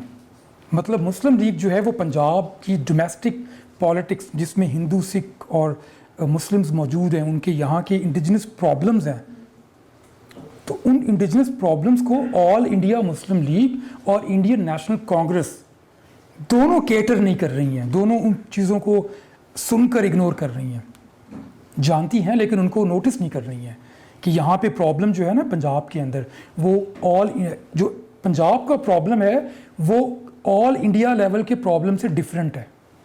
پالیٹکس ساری کی ساری ہوئی ہے آل انڈیا لیول پہ. تو پنجاب کا پرابلم 14 اگست 1947 تک, 3 مارچ کے بعد سے لے کر 14 اگست 1947 تک ان کو اندازہ ہی نہیں تھا کہ جو آل انڈیا لیول کی ہم سیاست کر رہے ہیں مسلم لیگ والے, کانگریس والے, پاکستان بنانے کے لیے, یا کیبنٹ مشن کی بات مانی جا رہی ہے کہ پاکستان نہ بنایا جائے, 10 سال کے لیے جو ہے وہ دوسرا کانسٹیٹیوشنل سیٹلمنٹ کر لیا جائے. قائد اعظم بھی تو مان گئے تھے نا. تو وہ تمام کی تمام جو نیگوسیشنز کے جتنے بھی ٹرنز ہیں وہ آل انڈیا لیول فیڈریشن کو سامنے رکھ کے کیے جا رہے ہیں, چاہے وہ کانگریس ہے چاہے وہ کوئی اور پولیٹیکل پارٹی ہے. اب پنجاب کے اندر, پنجاب میں کون سی پولیٹیکل فورس ہے؟ پنجاب میں پولیٹیکل فورس ہے سکھوں کی اکالی. ہندوؤں کی کون سی فورس ہے جو آل انڈیا لیول پہ ریپرزینٹ کر رہی ہے؟ کوئی خاص فورس نہیں ہے, کوئی ان کی پولیٹیکل باڈی نہیں ہے. ایک ہے آل انڈیا ہندو مہا سبھا, وہ تو پنجاب کو پارٹیشن کروانے کی بات کر رہی ہے. مسلمانوں کی کون سی فورس ہے یہاں پہ؟ یونینسٹ پارٹی تھی مسلمانوں کی میجورٹی والی, سارے یونینسٹ تو مسلم لیگ میں چلے گئے. جب وہ مسلم لیگ میں جاتے ہیں تو وہ مسلم لیگ کی جو سینٹرل پالیسیز ہیں اس کے مطابق پالیٹکس کرتے ہیں. یہاں کی جو لوکل مسلم پولیٹیکل کلاس تھی اس نے یہاں کی انڈیجنس پولیٹیکل کلائمیٹ کے حساب سے فیصلے نہیں کیے, بلکہ اس نے قائد اعظم اور مسلم لیگ کی جو سینٹرل لیڈرشپ تھی, ان کی جو سینٹرل پالیٹکس تھی, ان کی ٹرمز اینڈ کنڈیشن کے مطابق سیاست کی ہے. تو اس وجہ سے پنجاب کا جو ڈومیسٹک سینیریو ہے وہاں پہ آپ کو سپیس نظر آ جاتی ہے. تو کیونکہ پنجاب میں ہندو 3 پولیٹیکل پارٹیز ہیں, 3 کمیونل گروپس ہیں اور تینوں ہاسٹائل ہیں. آل انڈیا لیول پہ ایسی سچویشن نہیں ہے. دیکھیے نا کہ ساؤتھ انڈیا میں ایسا نہیں ہے, تامل ناڈو میں ایسا نہیں ہے, آسام میں ایسا نہیں تھا. انڈیا کے میجورٹی ایریاز میں یہ ہاسٹائل سچویشن نہیں ہے, پنجاب میں ہے. تو یہ جو سینٹرل لیڈرشپ ہے وہ ان چیزوں کو سمجھ نہیں پائی. اس نے وہ جانتی سب کچھ تھی, لیکن جاننے کے بعد اس نے اپنے پولیٹیکل ڈیسیجن میکنگ کے پروسیس میں انڈیجنس پرابلمس کو کنسیڈر نہیں کیا. یہ ہے پہلا پوائنٹ آپ کے سوال کا. دوسرا پوائنٹ ہے کہ جب سچویشن یہاں پر جب سینٹرل لیڈرشپ نے کسی بھی پولیٹیکل پارٹی کی یہاں کی سچویشن کو چھوڑ دیا کہ کوئی پرابلم نہیں ہے, ہم جو پرابلم ہے وہ سینٹر میں ہے, ہم وہاں پہ سالو کر لیں گے, تو یہاں کے جو ہاسٹائل گروپس تھے ان کے پاس کوئی ایسی اسٹرانگ لیڈرشپ نہیں تھی جو اسٹیٹس مین شپ کا مظاہرہ کرتے ہوئے ان کو کنٹرول کر سکے. جب موب ہوتا ہے نا, موب کو لیڈرشپ کنٹرول کرتی ہے ہر جگہ پہ, دنیا کے ہر ملک میں. تو یہاں پہ اسٹرانگ لیڈرشپ موجود نہیں تھی, نہ مسلمانوں کے پاس, نہ سکھوں کے پاس, نہ ہندوؤں کے پاس. اسی وجہ سے ان تینوں کا اتنا شدید نوعیت کا کلیش ہوا ہے. السلام علیکم سر. سر میرا سوال یہ ہے کہ ہمارے جو مسلمانوں میں بہت زیادہ جو تفرقہ بازی ہوتی ہے اور کسی بھی بڑے یعنی کہ نیریٹو کے اوپر ان کو اکٹھا کرنا بہت مشکل ہوتا ہے. تو پولیٹیکلی اعتبار سے جب پارٹیشن کا معاملہ ہوا تو ہمارے پاس ایک کہہ لیں کہ مین ٹائٹل تھا, اسلامک ورژن ہمارے پاس تھا کہ ہم ملک اس وجہ سے لے رہے ہیں. تو سر میں یہ پوچھنا چاہتا ہوں کہ پارٹیشن کے ٹائم پہ لاہور کیونکہ ایک بنیادی کردار ادا کرتا ہے ہر دور میں, اور مغلیہ سلطنت کو دیکھ لیں ہر دور میں یعنی کہ اس کا ایک بنیادی کردار ہر سیاسی اعتبار سے بھی, مذہبی اعتبار سے بھی. تو میں یہ پوچھنا چاہتا ہوں کہ اس ٹائم پہ جو ہماری یعنی کہ احمدی کمیونٹی تھی اس کا رول یعنی کہ لاہور کی پارٹیشن کے ٹائم پہ یا ملکوں کی دو پارٹیشن کے ٹائم پہ یعنی کہ لاہور میں کیا رہا ہے؟ کیا وہ ہندو کمیونٹی کے ساتھ ان کی کھڑی تھی یا وہ مسلمانوں کے ساتھ ہی مل کے جو ہے وہ ایک مسلم اسٹیٹ کے حوالے سے کردار ادا کر رہی تھی؟ یعنی کہ فیکٹس اینڈ فگرز ہمیں اس حوالے سے کیا گائیڈ لائن دیتے ہیں, کیونکہ بعد میں چل کے تو بہت زیادہ تبدیلیاں آئیں. اچھا, اس میں نا میں 2 باتیں کروں گا. پہلی بات تو یہ کروں گا کہ احمدی کمیونٹی کا جو رول ہے نا اس پہ کام ہوئے ہیں 2-3. آئی ایم ریئلی سوری کہ میں نے وہ کام پڑھے نہیں ہیں. میں ڈیٹیل میں احمدی کمیونٹی کے فریڈم موومنٹ کے رول کے بارے میں ڈیٹیل میں کمپلیٹ پکچر آپ کو نہیں بتا سکتا. 2-3 چیزوں کا پتہ ہے, وہ میں کوشش کرتا ہوں کہ شیئر کر سکوں. ایک تو یہ کہ احمدی جو ہیں وہ ان کا سٹینس تھوڑا سا ڈفرینٹ ضرور رہا ہے, لیکن وہ ان کا جو سٹینس ڈفرینس رہا ہے ہم نے اس ڈفرینس کو ہسٹوریکل کانٹیکسٹ میں نہیں دیکھا. ہم نے اس کو دیکھا ہے اپنے کمیونل کانٹیکسٹ میں, اپنے آئیڈیالوجیکل کانٹیکسٹ کے اندر, مذہبی تناظر میں دیکھا ہے. وہ ظاہر ہے مجبوری ہوتی ہے ایک پولیٹیکل, ایک جو میجورٹی کمیونٹی ہوتی ہے یا منورٹی, وہ منورٹی کے بارے میں جس طرح سے سوچتی ہے اسی طرح سے سوچے گی نا. اس کے پاس کوئی ڈفرینٹ پرزم نہیں ہوتا, کوئی ڈفرینٹ ویژن نہیں ہوتا اس کے پاس. اچھا, 47 میں قادیان کے حوالے سے ایک واقعہ آپ کو بتا سکتا ہوں جو کہ سر ظفر اللہ خان نے بھی اپنی کتاب میں لکھا ہے, اور لارڈ ماؤنٹ بیٹن کے پیپرز میں بھی اس کے ڈسکرپشنز موجود ہیں. اب جو نان مسلم سے ہندو اور سکھ قادیان کے ارد گرد تمام سکھوں کے گاؤں ہیں. تو 47 میں قادیان کو سکھوں نے گھیر لیا تھا. تو آپ سمجھ سکتے ہیں کہ وہ انہیں مسلم سمجھتے ہوئے وہاں سے نکالنا چاہ رہے تھے. پھر بعد میں گورنر لارڈ ماؤنٹ بیٹن نے مداخلت کی اور تو کچھ ریسکیو کے لیے کچھ فوجیوں کو بھیجا گیا. تو یہ ہوا تھا وہاں پہ. تو اس میں ڈفرینٹ جو پارٹیشن کا کانٹیکسٹ جو ہے نا اس میں بائنری اپوزیشن مسلم اور نان مسلم کی ہے. مسلم میں ہم مسلمان ہیں اور نان مسلمز میں ہندو اور سکھ ہیں. تو یہ بائنری اپوزیشن ہم مسلمانوں کے لیے بھی ہے اور ہندوؤں اور سکھوں کے لیے بھی ہے. اسے آپ اپنے کانٹیکسٹ سے نہ دیکھیں, آپ ان کے کانٹیکسٹ سے دیکھیں, نان مسلمس کے کانٹیکسٹ میں. تو جب ان کے کانٹیکسٹ میں یہ بائنری اپوزیشن بنے گی مسلم نان مسلم کی, تو اس میں وہ کس کمیونٹی کو کہاں پہ رکھیں گے, آپ سمجھ سکتے ہیں. میرا سوال پارٹیشن سے ریلیٹڈ ہے کہ جس وقت پارٹیشن ہوئی ہے اس وقت کہا یہ جاتا ہے کہ جو دنیا کی سب سے بڑی مائیگریشن ہے وہ اس وقت ہوئی تھی جب پاکستان اور انڈیا الگ الگ ہوئے ہیں. تو مجھے اس مائگریشن سے ریلیٹڈ کچھ تفصیلات آپ سے جاننی ہے کہ اس مائگریشن میں جو فسادات ہوئے ہمارے ہاں ہندوؤں سے، جو ہندو یہاں پہ تھے اور جو مسلمان وہاں پہ تھے، اور اس میں یہ بات سامنے آتی ہے کہ کافی زیادہ سیگریگیٹڈ تھے لوگ، کہ اب مسلمان ابھی بھی وہاں پہ بہت زیادہ تعداد میں موجود ہیں، قریباً 25-30 کروڑ کے قریب، اور صرف جو علاقے اس قریب تھے انہوں نے وہاں سے مائگریشن کر لی، اور جو لوگ وہاں پہ موجود تھے مسلمان انڈیا میں، وہ پھر دور دراز کے علاقوں سے آئے یا نہیں آئے، اس وقت ان کے کیا تاثرات تھے اس چیز کے بارے میں کہ جب پاکستان بن گیا اور لوگ جو قریبی علاقوں سے مائگریٹ کر کے پاکستان آ گئے، کچھ جو تھے وہ نہیں کر سکے، تو کیا وہ کرنا ہی نہیں چاہتے تھے یا ان کے پاس وہ سہولتیں موجود نہیں تھی کہ وہ مائگریشن کر کے ادھر آ جاتے؟ اور اس میں ایک اگلا سوال یہ کہ یہ جو مائگریشن تھی یہ کانسینٹ بیسڈ تھی یا فورسڈ تھی مسلمانوں کی؟ یہ جو مائگریشن ہے نا، یہ تو 99% فورسڈ ہے، بلکہ اگر میں لبرٹی تھوڑی سی لوں، جو ریسرچ اور جو اسٹڈیز میں نے کی ہیں تمام سائڈ سے، Muslims, non Muslims, pro Pakistan, anti Pakistan, pro two nation theory, against two nation theory, جتنے بھی پرائمری ڈاکومنٹس ملتے ہیں گورنمنٹ، جو برٹش گورنمنٹ کے ہیں، جو پاکستان گورنمنٹ کے ہیں، جتنے بھی سیکنڈری اکاؤنٹس ملتے ہیں، جتنے بھی میموائرز ملتے ہیں، آٹو بایوگرافیز ملتی ہیں جو میں نے پڑھی ہیں، میں یہ نہیں کہہ رہا ہوں کہ جتنے بھی ملتے ہیں وہ سب میں نے نہیں پڑھے، مجھے کیا پتہ، بہت سی چیزیں رہ جاتی ہیں، تو میرا یہ خیال ہے کہ یا تو 99% فورسڈ ہے یا پھر 100% فورسڈ ہے، 99% سے کم تو میں نہیں کرنے والا، یہ میں کلیئر آپ کو بتا دوں۔ اس کی وجہ کیا ہے؟ اس کے پیچھے ایک بہت ہی ہسٹوریکل اسٹرانگ ریشنیل موجود ہے، ہسٹری موجود ہے کہ 14 اگست 1947 تک مائگریشن کا کنسیپٹ ٹیبل کے اوپر موجود نہیں تھا۔ Lord Mount beaten, Quaid Azam محمد علی جناح، جواہر لال نہرو، کانگریس، مسلم لیگ، تمام لوکل لیڈرشپ، پروونشل لیول کی لیڈرشپ، سینٹرل لیول کی leadership, British bureaucracy, civil military, جو بھی کنسرن ریلیونٹ کوارٹرز ہوتے ہیں جو بڑے بڑے ڈیسیجن میکنگ کرتے ہیں، ان کے سامنے یہ جو پاکستان بنانے یا انڈیا کو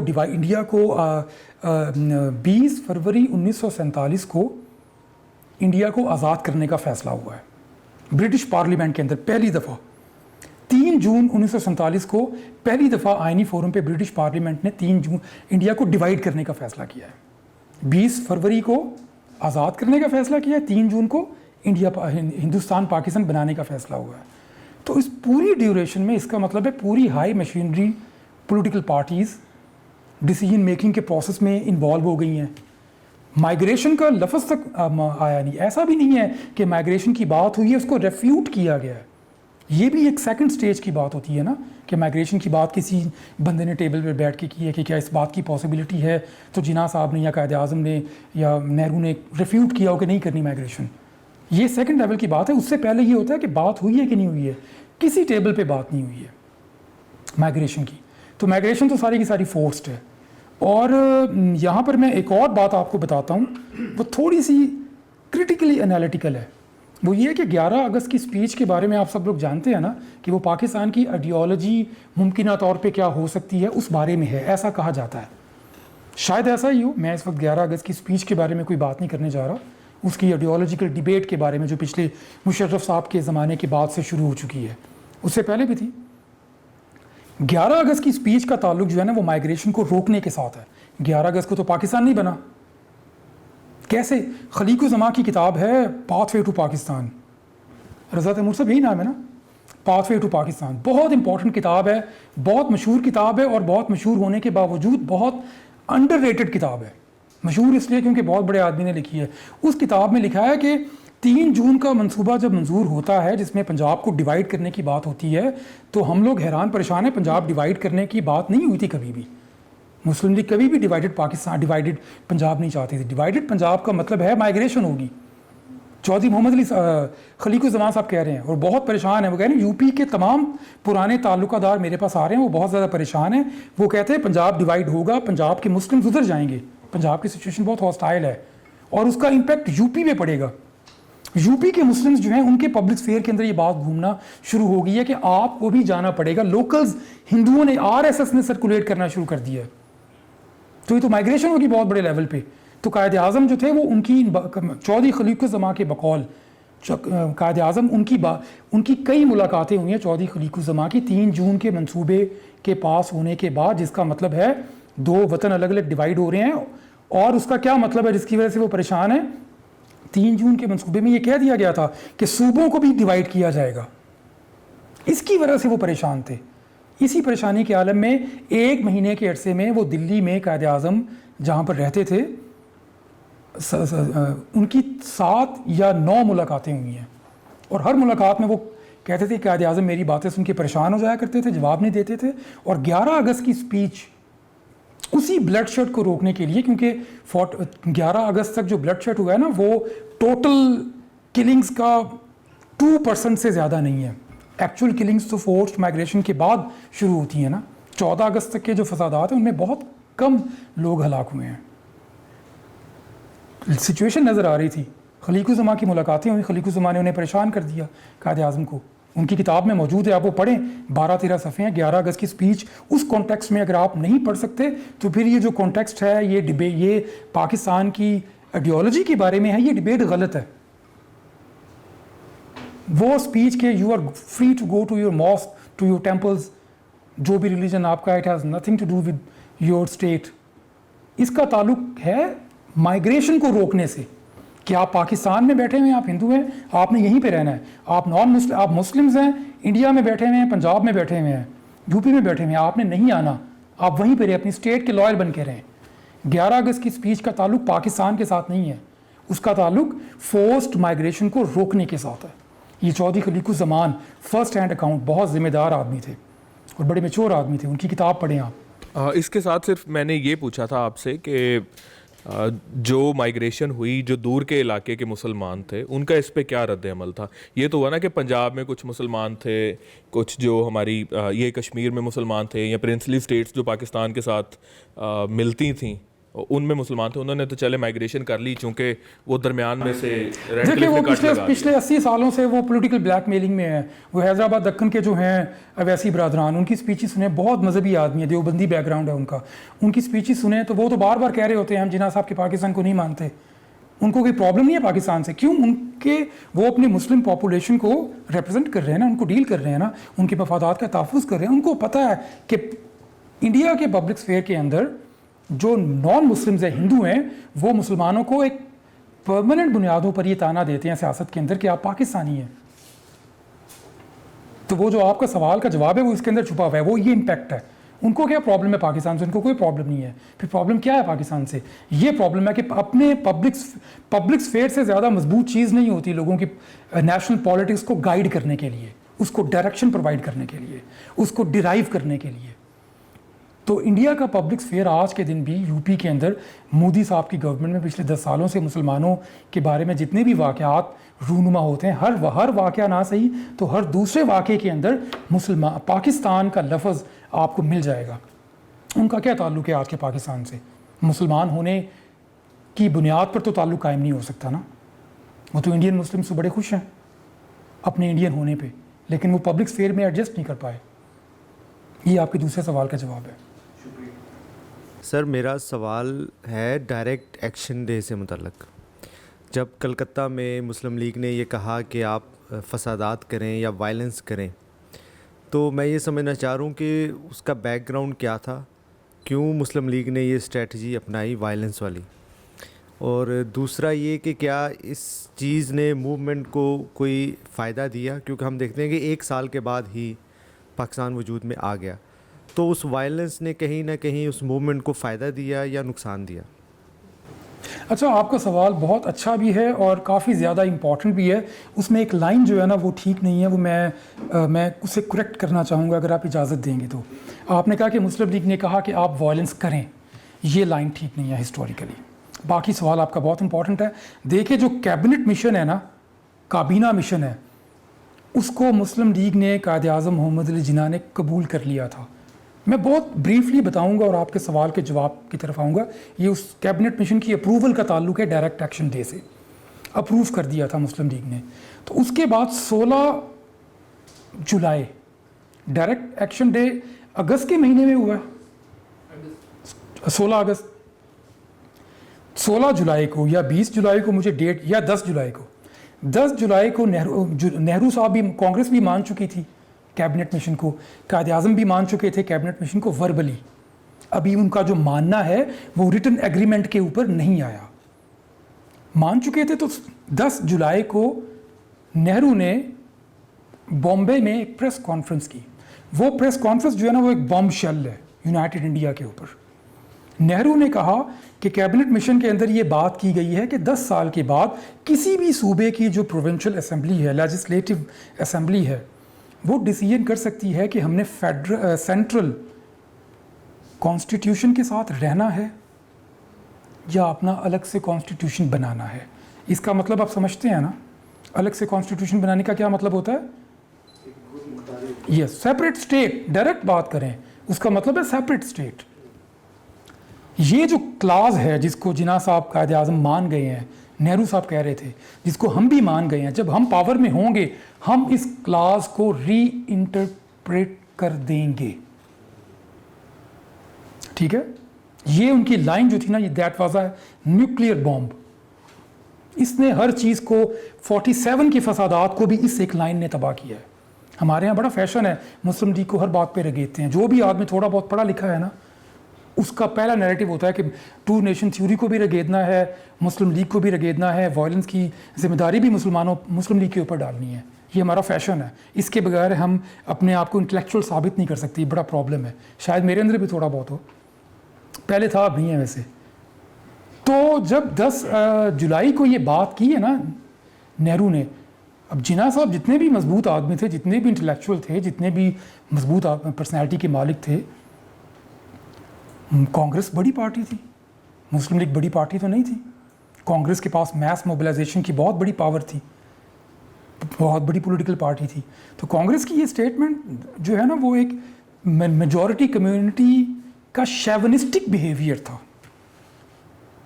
یہ 10 جولائی, رضا تیمور صاحب یہ ڈیٹ میں ٹھیک بتا رہا ہوں, 10 جولائی 1946 بامبے میں پریس کانفرنس میں, کسی آفیشیل میٹنگ میں بات نہیں کی. آفیشیل میٹنگ میں بات ہونا وہ ماڈیفائی ہو جاتی ہے گفتگو شنیز میں. پریس کانفرنس کا مطلب ہے آپ, اس کا کیا مطلب ہے؟ پریس کانفرنس کا مطلب ہے آپ پبلک فیئر میں ڈائریکٹ جا رہے ہیں, آپ پبلک کو بتا رہے ہیں ایک بات اوپن, جو ان کیمرہ بات نہیں, جو بات ان کیمرہ نہیں کر سکتے آپ, وہ پبلک کو بتا رہے ہیں. اس کا مطلب ہے کہ وہ آپ کی بہت بڑی, وہ آپ کی ایک ایسی اسٹیٹمنٹ ہے جس کے بارے میں آپ خود بھی کمپرومائز نہیں کرنا چاہ رہے. ان کیمرہ بات کر کے آپ کمپرومائز کر لیتے ہیں نا. تو اس کے بعد قائد اعظم نے کہا کہ ٹھیک ہے اب ہم ڈائریکٹ ایکشن کریں گے. الیکشن میں الیکشن ہو چکے ہیں, میجورٹی ہم کلین سویپ کر چکے ہیں, مسلم لیگ کلین سویپ کر چکی ہے. یہ لفظ ٹھیک ہے 46 کے الیکشنز کے لیے. ڈائریکٹ ایکشن اس کا نتیجہ تھا 46 میں. ڈائریکٹ ایکشن پہ کیا پرپوز کیا مسلم لیگ نے؟ ہڑتالیں اور سٹرائک.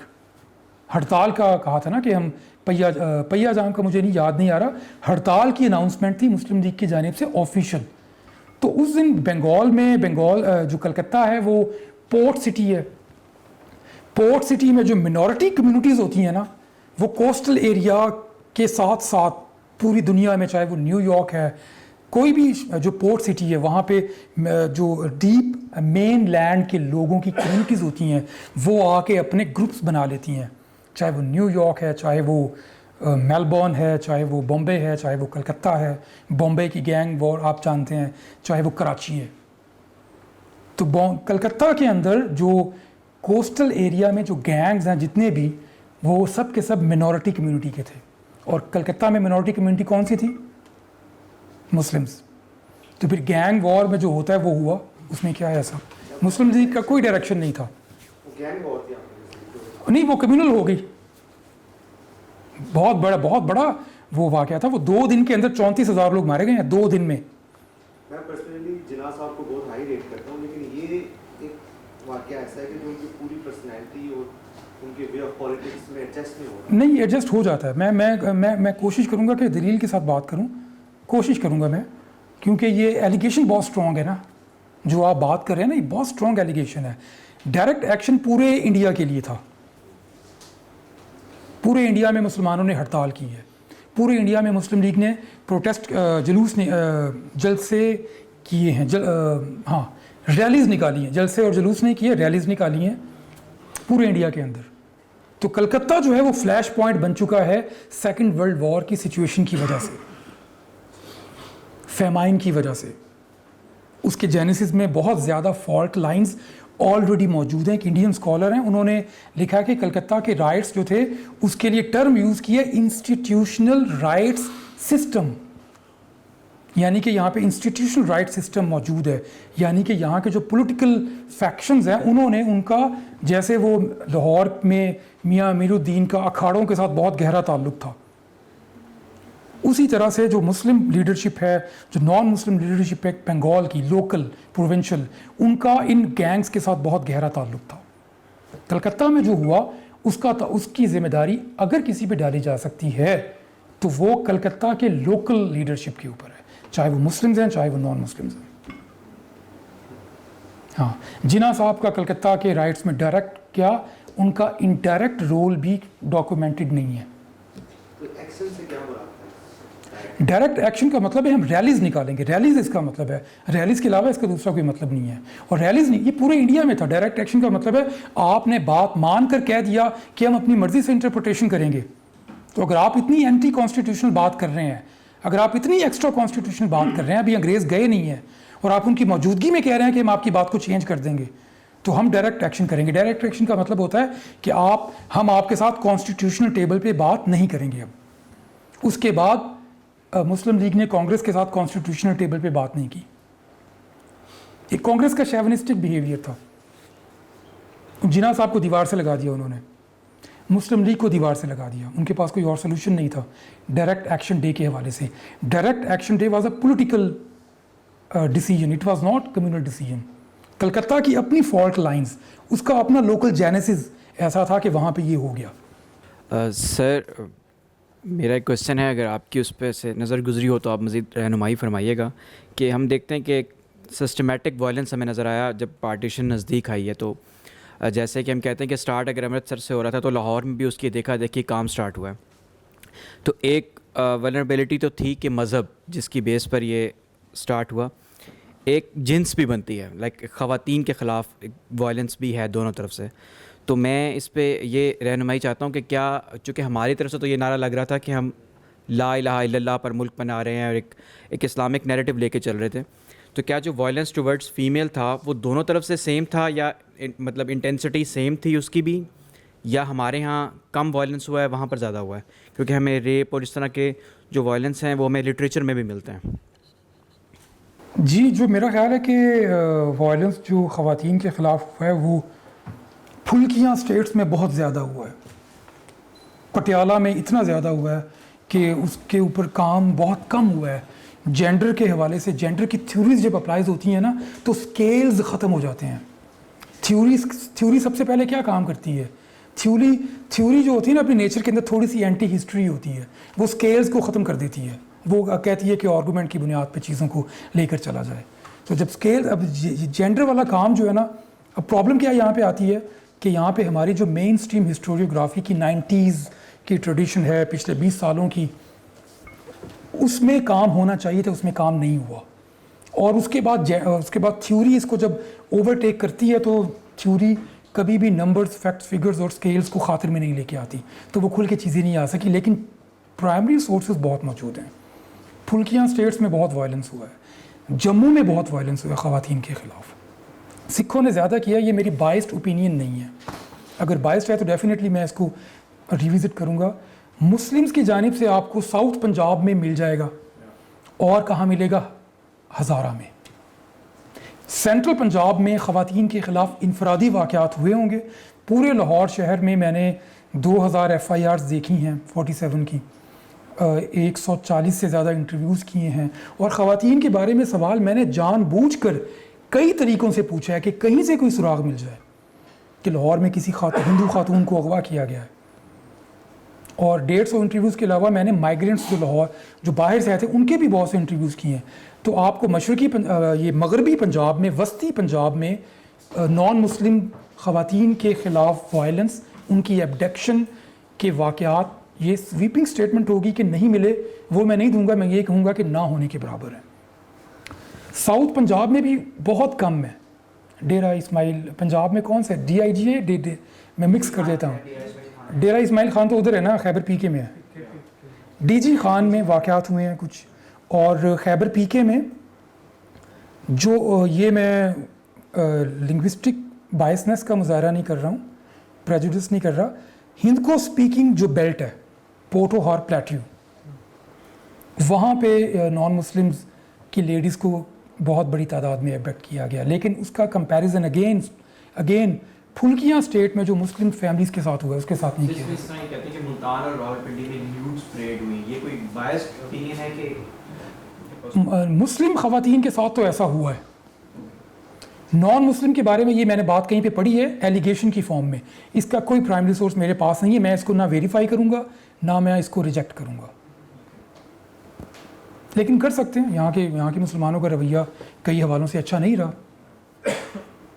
اسکیل کا فرق بتا دیتا ہوں. 1954 میں مسلمز اور نان مسلمز ایبڈکٹڈ فیملیز ایبڈکٹڈ لیڈیز کو واپس کرنے کا کام شروع ہوا, تو اس میں جو نان مسلم لیڈیز کو واپس بھیجا گیا ہے نا, ان کی تعداد 1400 کے قریب ہے. 1952 کی میں بات کر رہا ہوں. جبکہ جو مسلم خواتین واپس آئی ہیں ان کی تعداد 64,000 ہے, سوری 34,000. تو 34,000 مسلم خواتین واپس آئی ہیں. نان مسلمز جو یہاں سے گئی ہیں ان کی تعداد 1200 یا 1400 ہے. اب اس میں ایک کرٹیکل اوپینین یہ ہے کہ جو مسلمز ہیں وہ اپنی خواتین کو واپس لے لیا کرتے تھے. ان کا ریلیجن ان کو ہمارے ریلیجن میں پاکی ناپاکی تقدیس غیر مقدس ہونے کا وہ تصور موجود نہیں ہے جو ان کے مذہب کے اندر ہے. ان کے مذہب میں کوئی خاتون اگر دوسرے مذہب کے آدمی کے پاس چلی گئی ہے وہ ان کے لیے غیر مقدس ہو جاتی ہے. تو یہ عین ممکن ہے کہ یہاں پر بھی خواتین کی تعداد بہت زیادہ ہو. نان مسلم فیملیز ان کے جو مرد ہیں وہ اپنی ان بچیوں کو واپس شاید نہ لینا چاہتے ہوں. یہ بات ہوئی تھی, یہ نہرو اور ماؤنٹ بیٹن کی ایک میٹنگ میں بھی یہ بات ہوئی تھی کہ نان مسلم فیملیز اپنی لیڈیز کو واپس لینے میں ریزسٹنٹ ہیں, جبکہ مسلمز جو ہیں وہ ان کی جو واپس لینے کی شرح ہے وہ 80 to 90% ہے. سر میرا آپ سے یہ سوال ہے کہ 9 جون 3 جون کو یہ پلان بن رہا ہے کہ پارٹیشن ہوگی, لیکن اس سے پہلے ہم یہ دیکھ رہے ہیں کہ مارچ کے منتھ میں لاہور میں اور کلکتہ اور پٹیالہ میں پراپر طریقے سے یہ مائیگریشن کا ایک سسٹم یا لوگوں کو ان سٹیز سے نکالنے کا ایک جو واقعات ہیں وہ شروع ہو گئے ہیں. تو اس کے پیچھے کیا ریزن تھی؟ کیا نیوز پیپرز میں کچھ اس طرح کا شائع ہو چکا تھا کہ فلاں لائن سے یا فلاں علاقوں میں ڈویژن اب ہونے والی ہے؟ کیونکہ آپ کے اکارڈنگ 3 جون پلان تھا, اس میں فائنل ڈیسیجن لیا گیا کہ اب پراپر ڈویژن ہوگی, صوبوں کی بھی ڈویژن ہوگی. اس سے پہلے کیا صرف ریلیجن ہی وہ سورس بن رہا تھا کہ آپ اپنے اکثریتی علاقوں میں چلے جائیں اور مسلمز اپنے اکثریتی علاقوں میں چلے جائیں, یا بنیادی طور پہ کوئی اس طرح کا میپ بھی میڈیا میں آ چکا تھا, یا پرنٹ میڈیا تھی اوبویسلی اس ٹائم میں, کہ اس طرح کا کوئی ڈاکومنٹ ملتا ہے کہ وہ میپس بھی باہر آ گئے تھے جو ڈویژن کے یعنی ساری پالیسی کو بیان کر رہے تھے؟ اچھا, میپس کا باہر آنا نہ آنا کوئی معنی نہیں رکھتا. یہاں پہ جو معنی رکھتی ہے نا چیز, جو آپ کے سوال کا جواب ہے, وہ یہ ہے کہ 3 جون کے منصوبے سے پہلے کیا پبلک کو اور لیڈرشپ کو اس بات کا پتہ تھا کہ پارٹیشن ہوگی؟ بالکل پتہ تھا ان کو, اور ان کو یہ بھی پتہ تھا کہ کون کون سے ڈویژنز, کون کون سے ایریاز ڈیوائڈ کیے جائیں گے. 45 میں لارڈ ویول نے پارٹیشن آف پنجاب کا ایک میپ بنا دیا تھا جو ٹرانسفر آف پاور کے والیوم کے اندر موجود ہے. اس میپ کے اندر جو ڈیمارکیشن کی لائن ہے وہ ایگزیکٹلی وہی ہے جو ریڈ کلف نے کھینچی تھی. ریڈ کلف کو ہم ایسے ہی کہتے ہیں کہ اس کا وائلنس کی ذمہ داری اس کے اوپر عائد ہوتی ہے. ریڈ کلف کا کوئی رول نہیں ہے, اس بیچارے کا کوئی کردار نہیں ہے. اس نے تو بس یہ کیا کہ اس نے کچھ ٹیکنیکل لیگیلٹیز کو سامنے رکھتے ہوئے کہ سڑکیں کتنی متاثر ہوں گی, ہیڈ ورکس کتنے متاثر ہوں گے, کتنے نہیں ہوں گے, ٹرینوں کے اسٹیشن کتنے, ان 3-4 چیزوں کو سامنے رکھ کے اس نے ڈیمارکیشن کی. اس نے ایتھنوگرافی کی بنیاد پہ ڈیمارکیشن نہیں کی ہے. جو آپ کے ریڈ کلف صاحب ہیں نا, انہوں نے پاپولیشن, ریلیجن, کمیونلزم, ایتھنوگرافی, ان چیزوں کو بنیاد بنا کر ڈیمارکیشن نہیں کی ہے. اچھا, میں آپ کے سوال کا جواب دے رہا ہوں. پبلک کو پہلے سے پتا تھا. 1930 سے آنورڈ یہ پبلک کے اندر بات میڈیا کے ذریعے نیوز پیپرز کے ذریعے سے آنا شروع ہو چکی تھی کہ پنجاب کو الٹیمیٹلی ڈیوائیڈ ہونا ہے. پاکستان بنانے کی بات نہیں ہو رہی ہے, ایک الگ اسٹیٹ بنانے کی بات بھی نہیں ہو رہی ہے. 47 میں 1930 میں جو خطبہ الہ آباد کا علامہ اقبال نے دیا ہے, اس میں بھی انہوں نے کہا کہ جو امبالہ ہے, امبالہ کو الگ کر دیا جائے. اس زمانے میں سے بھی کچھ نہ کچھ باتیں ہو رہی تھیں. تو آپ کو 30 سے آنورڈ آپ کو یہ 6-7 ایسے پرپوزلز ملیں گے جن میں پنجاب کو مسلم اور نان مسلم ڈسٹرکٹس کی بنیاد پر ڈیوائیڈ کرنے کی بات ہو رہی تھی. تو یہاں کے لوگوں کے مائنڈ میں, سب کانشیس میں, کانشیسنس میں یہ بات کسی نہ کسی لیول پہ موجود تھی کہ ڈویژن ہوگی, اور جب ڈویژن ہوگی تو دونوں کمیونٹیز کے لوگوں جو دونوں سائٹس پر موجود ہوں گے سپوزڈلی, ان کے ذہن میں یہ بات آتی تھی کہ ہم تو پھر اس کا مطلب ہے منورٹی سائٹ پہ ہیں, یا پھر ہم جو ہیں وہ تو دوسری سائٹ پہ ہیں, تو ہم کو اس کا مطلب ہے مائیگریٹ کر کے اس ایریے میں جانا ہے جو ہماری کمیونٹی کا ایریا ہے. تو یہ چیز ان کے مائنڈز میں موجود تھی.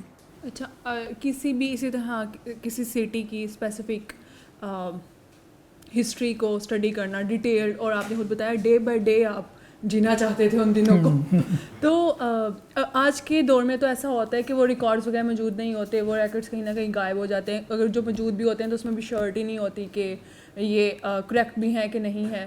تو اگر ہم لوگ, اور یہ بات تو صحیح ہے کہ پاکستان کی طرف سے پارٹیشن پہ اتنی زیادہ ریسرچ وغیرہ نہیں کی گئی اور کام نہیں کیا جا رہا. باقی آپ کی بات میں کاٹ رہا ہوں, پاکستان میں پارٹیشن کے پاکستان کی اکیڈیمیا میں the very word partition اس کو بھی پسند نہیں کیا جاتا. وہ کہتے ہیں it was not partition کا ورڈ انڈین یوز کرتے ہیں کیونکہ partition is a negative term. partition کا مطلب ہے کہ ہماری ماں کو ڈیوائڈ کر دیا گیا. پاکستان میں اس کے لیے فریڈم موومنٹ کا ورڈ یوز کیا جاتا ہے. تو پاکستانی ہسٹورینز جو ریسرچ کام کرتے ہیں نا فریڈم موومنٹ پہ, وہ بہت کم ہے. میں یہ بڑا کلیم نہیں کر رہا کہ شاید میں پہلا آدمی ہوں پاکستانی جو پارٹیشن کا ورڈ یوز کر رہا ہے, لیکن میرا خیال ہے کہ 2 4 6 بندے ہی ہوں گے, ان میں سے ایک میں ہوں گا. Isn't too much پارٹیشن کا ورڈ تک نیگیٹو سمجھا جاتا ہے. اب نہیں, اب کم ہو رہا ہے, ابھی نیگیٹیوٹی تھوڑی کم ہو رہی ہے. اب اس کو نیوٹرل بنا دیا گیا ہے کیونکہ پارٹیشن کے ورڈ کے ساتھ ہم اپنی بات کر سکتے ہیں نا.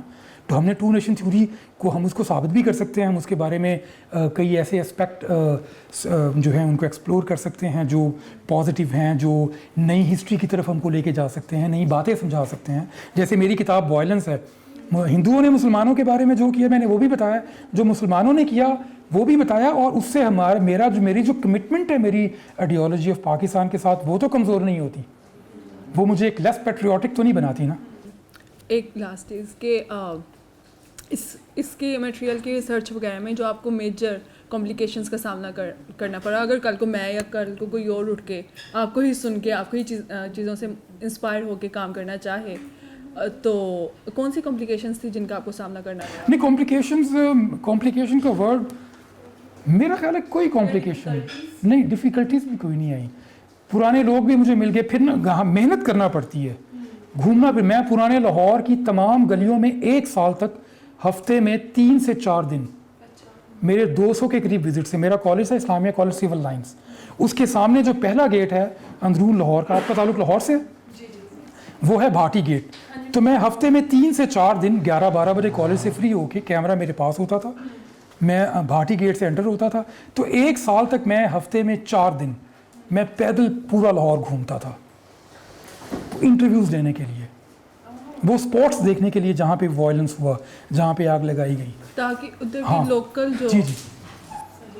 تو یہ فیلڈ ورک میرا بہت اچھا ہے, میں خود اپریشیٹ کروں گا اپنے آپ کو. آپ نے پبلکلی اور پھر میں تھانوں میں گیا ہوں. 47 میں لاہور میں 16 تھانے تھے 47 میں, اس میں سے 14 تھانوں کا ریکارڈ مجھے مل گیا مکمل. 47 کی تمام FIRs اوریجنل 2000 کے قریب ہیں, اور ان میں 70% FIRs جو ہیں وہ سائیکل چوری کی ہیں. اس زمانے میں سائیکل چوری سب سے بڑا کرائم ہوا کرتا تھا, 70%, اس سے بھی زیادہ. اور اس کے علاوہ بھی میں نے کافی پرائمری سورسز, خفیہ پولیس کا ریکارڈ ہوتا ہے جو کسی کو دیتے نہیں ہے, اب تو ڈی کلاسیفائی کر دیا, ڈیلی بیس پہ کیا ہو رہا ہے, وہ ریکارڈ میں نے پورا 48 ہفتوں کا مجھے مل گیا. اس کے بعد بھی 2 اور خفیہ ریکارڈ مجھے 5 سیکرٹ کانفیڈینشیل رپورٹس جو ہے نا وہ ڈی کلاسیفائڈ فارم میں مل گئی تھی ان کی مدد سے. تو جو آپ काम करना चाहती हैं आप, लाहौर पे तो ना करें, किसी और शहर पे कर लें अगर आपका इंटरेस्ट है। तो जब आपने ये सारा काम किया था तो अब आप पब्लिक के साथ कंफर्टेबल है शेयर करने के लिए अपनी मेथडोलॉजीज ताकि न्यू पेयर्स निकलें और वो काम हाँ बिल्कुल, मैं बड़ा, अब तो मैं कम पैशनेट हो गया हूँ, पहले मैं बड़ा पैशनेट था। मुझे लगता था कि जो मॉडल मैंने लाहौर पे अप्लाई किया है, ये मॉडल, क्योंकि सेम मॉडल हर जगह पे अप्लाई नहीं किया जा सकता, इसी मॉडल को बुनियाद बना के नए मॉडल्स बना के हमारे पंजाब के तमाम बड़े शहरों पे ये काम मुख्तलिफ लोग करें। लेकिन वो किसी ने भी एक स्टूडेंट ने ऑप्ट किया था, उसने टोबा टेक सिंह, उसके शहर का नाम मुझे भूल गया, टोबा टेक सिंह पे उसने काम किया है। लाहौर का जो कैरेक्टर है बिफोर पार्टीशन यानी 1849 जब अंग्रेज़ आए हैं, उसके बाद बड़ा पीसफुल कॉस्मोपोलिटन रहा है, उसमें वायलेंस इस तरह रहा नहीं है, और स्पेशली कम्युनल वायलेंस की कोई रिपोर्टिंग उस तरह नहीं। कोई आइसोलेटेड इंसिडेंट जैसे लेखराम का था या राजपाल का था। आप अपना तारुफ करवाइए पहले, ये दो बातें की हैं ना, ये आपने की, इसलिए मैं आपका तारुफ जानना चाह रहा हूँ। मेरा नाम सबात है जी, मैं हिस्ट्री का मेरा शौक़ है। अच्छा जी। और तो मस्जिद शहीदगंज का इतना बड़ा इंसिडेंट हुआ और वो 47 से कोई ज़्यादा पीछे नहीं था, उसके बावजूद कोई उस तरह के राइट्स नहीं हुए लाहौर। जी बिल्कुल, आप ठीक कह रहे हैं। तो ये अचानक इरप्शन क्यों हुई? आपकी किताब पढ़ने से ये इम्प्रेशन मिलता है कि उसकी सिर्फ एक ही रीज़न थी, वो जो क्लास डिवाइड थी। वो क्लास डिवाइड चूँकि कम्युनल लाइंस पे थी, तो वो एक अपॉर्चुनिटी मिली जो हैव नॉट्स थे। सोशल स्पेस एक्वायरिंग, ये है बुनियादी मोटिव मेरी किताब के पीछे भी आपको मिल जाएगा, और 47 के टाइम में लाहौर शहर के अंदर। तो इसका मतलब है कि रीज़न सोल यही था, कोई रिलीजियस या पॉलिटिकल वो अंडर करेंट्स नहीं थे उसमें। अंडर करेंट्स हो सकते हैं, लेकिन मेजर मोटिव वही है जो आप कह रहे हैं। अच्छा, बहुत शुक्रिया सबाह साहब, ये बात बहुत ज़्यादा इम्पॉर्टेंट है। ये मैंने ना अभी कहाँ पर की है बात, मुझे अब याद नहीं आ रहा, मैंने कहीं पर की है रिसेंटली। मैंने बताया कि नॉर्थ इंडिया में खिलाफत मूवमेंट के ख़ात्मे के बाद इतने मैसिव लेवल पे फसादात होते हैं, एक एक दिन में 250-250 लोगों को ज़िंदा जलाया गया है यूपी में। यूपी के हर दूसरे कस्बे के अंदर फसादात हो रहे हैं, ख़ास तौर पे यूपी के वो कस्बा जात जो जीटी रोड के ऊपर है ना, वहाँ पे तो फसादात इतने ज़्यादा हुए हैं कि 1921 से लेकर 1930 तक 72-73-100 से ज़्यादा लोगों को कत्ल किया गया है। बहुत ज़्यादा मेजॉरिटी मुसलमानों की है, बहुत ज़्यादा, बहुत बड़ी। लेकिन पंजाब पंजाब का लफ्ज़ मैं नहीं बोलूँगा, लाहौर में 1849 से, जब से वो अनेक्स होता है, 1849 से लेकर 1946 तक, 47 मार्च 1947 तक जितने भी फसादात हुए हैं ना, उन फसादात में हलाक होने वालों की तादाद किसी भी सूरत में 50 से ज़्यादा नहीं है। लेखराम के कत्ल के मौके पे फसादात नहीं हुए, कोई कत्ल नहीं हुआ मेरे ख्याल में। In fact I am sure Lekhram के ऊपर मेरा एक पूरा रिसर्च पेपर है, नेट पे अवेलेबल है। कोई, लाहौर की फ़ज़ा बहुत ज़्यादा एंटागोनिस्टिक हो जाती है, बहुत एक्सट्रीम लेवल पे चली जाती है, कोई कत्ल नहीं होता। शहीदगंज मॉस्क की फिगर मेरे पास याद नहीं है, तला कितने हैं, 10-12 लोग हलाक होते हैं, 20, 12, 9 या 12। 1919 में 1-2 वाक़यात हुए हैं जिनमें 2 या 4 लोग मारे गए हैं। तो ये 50 भी मैंने आपको ज़्यादा बता दिए। ये तादाद अगर वो खाना बना के किया जाए ना, तो 1849 से लेकर मार्च 1947 तक ये तादाद 30 क्रॉस नहीं करेगी, 30। तो ये बात तो बिल्कुल ठीक है। तो वो जो मेरे आपके सवाल का जवाब आपके सवाल के अंदर ही मौजूद है, मैं उसी को थोड़ा सा इलेबोरेट करूँगा, ज़्यादा नहीं करूँगा, कि सोशल स्पेस फॉल्ट लाइंस जो थी यहाँ पर वो रिलीजियस बुनियादों पे बन गई थी, हैव्स और हैव्स नॉट।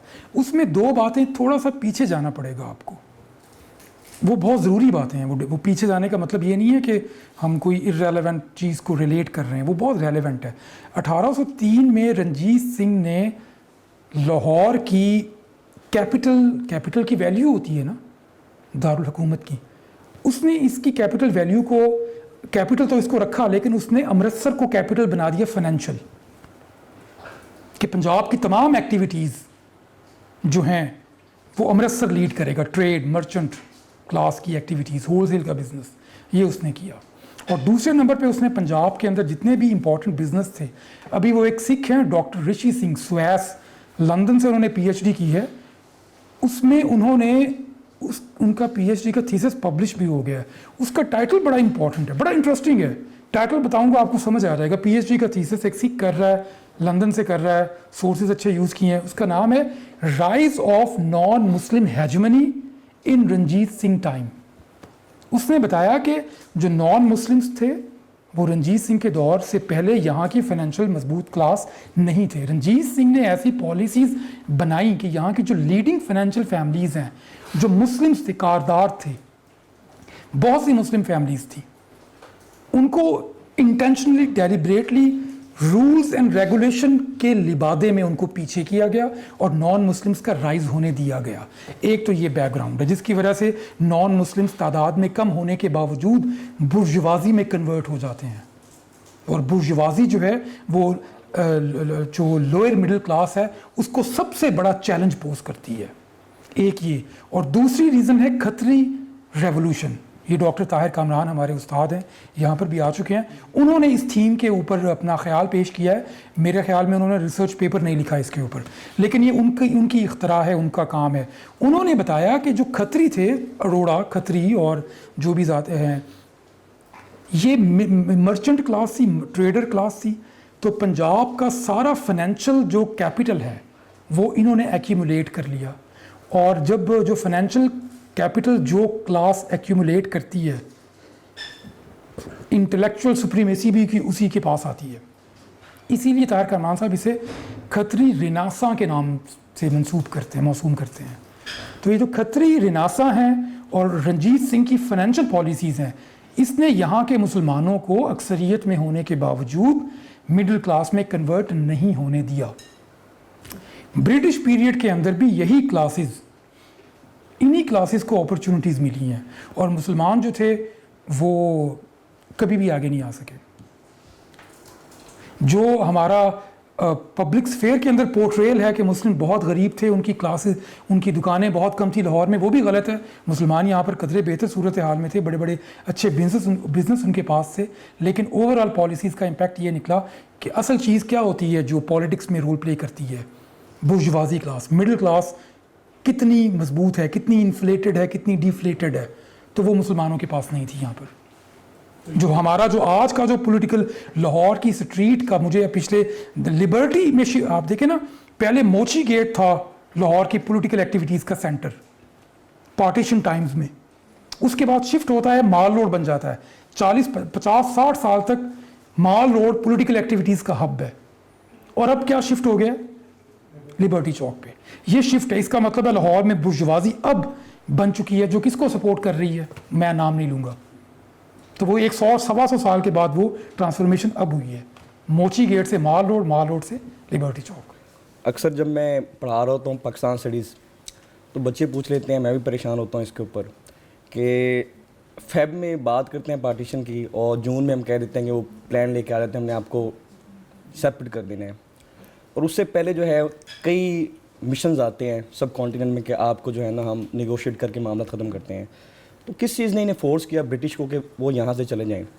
और दूसरा, आजकल जो है सोशल मीडिया के ऊपर इधर बड़ी हम डिबेट्स देखते हैं, हमारे कुछ दोस्त करते हैं हमारे साथ, वो ये कहते हैं कि पाकिस्तान बना ही इसलिए था कि कैपिटलिज्म को सपोर्ट करे, और जो इंडिया जो था वो क्योंकि उनके अलायंस ज़्यादा थे कम्युनिज़म के साथ, उसने रशिया को सपोर्ट करना था, तो इसलिए ये बने। तो अब ये जो दो सवाल है, जो पहला सवाल है ये इंतहाई कंफ्यूजिंग है कि इतने अब्रप्टली कैसा हो गया, जब उनको ब्रिटिश की वर्ल्ड वार सेकंड में उन्हें लॉसेस तो हुए, लेकिन इतने मेगा लॉसेस नहीं हुए जिसकी वजह से वो यहाँ से चले जाएं। तो इनको सब काइंडली थोड़ा। बहुत अच्छे सवाल किए हैं आप। दो सवाल है ना, एक तो ये कि इतना अब्रप्टली कैसा हो गया। पहले तो ये कि ब्रिटिश बहुत वीक हो चुके थे, और सेकेंड वर्ल्ड वॉर के दौरान याल्टा कॉन्फ्रेंस किस साल हुई थी तला?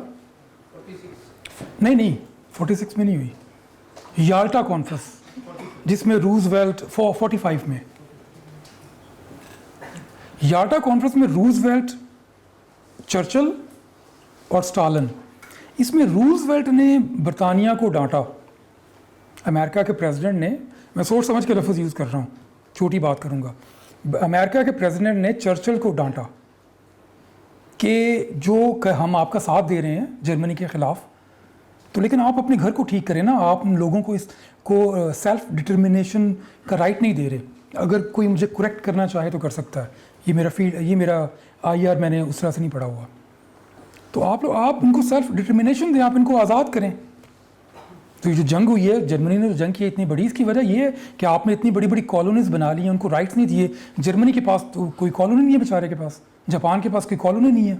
تو میں آپ کا ساتھ دے رہا ہوں, میں آپ کو ریسکیو کروں گا, لیکن آپ یہ پرومس کریں کہ آپ ان کو رائٹ. یہ میں نے اپنے ورڈز میں ذرا کیجول فارم کے اندر آپ کو بتایا ہے.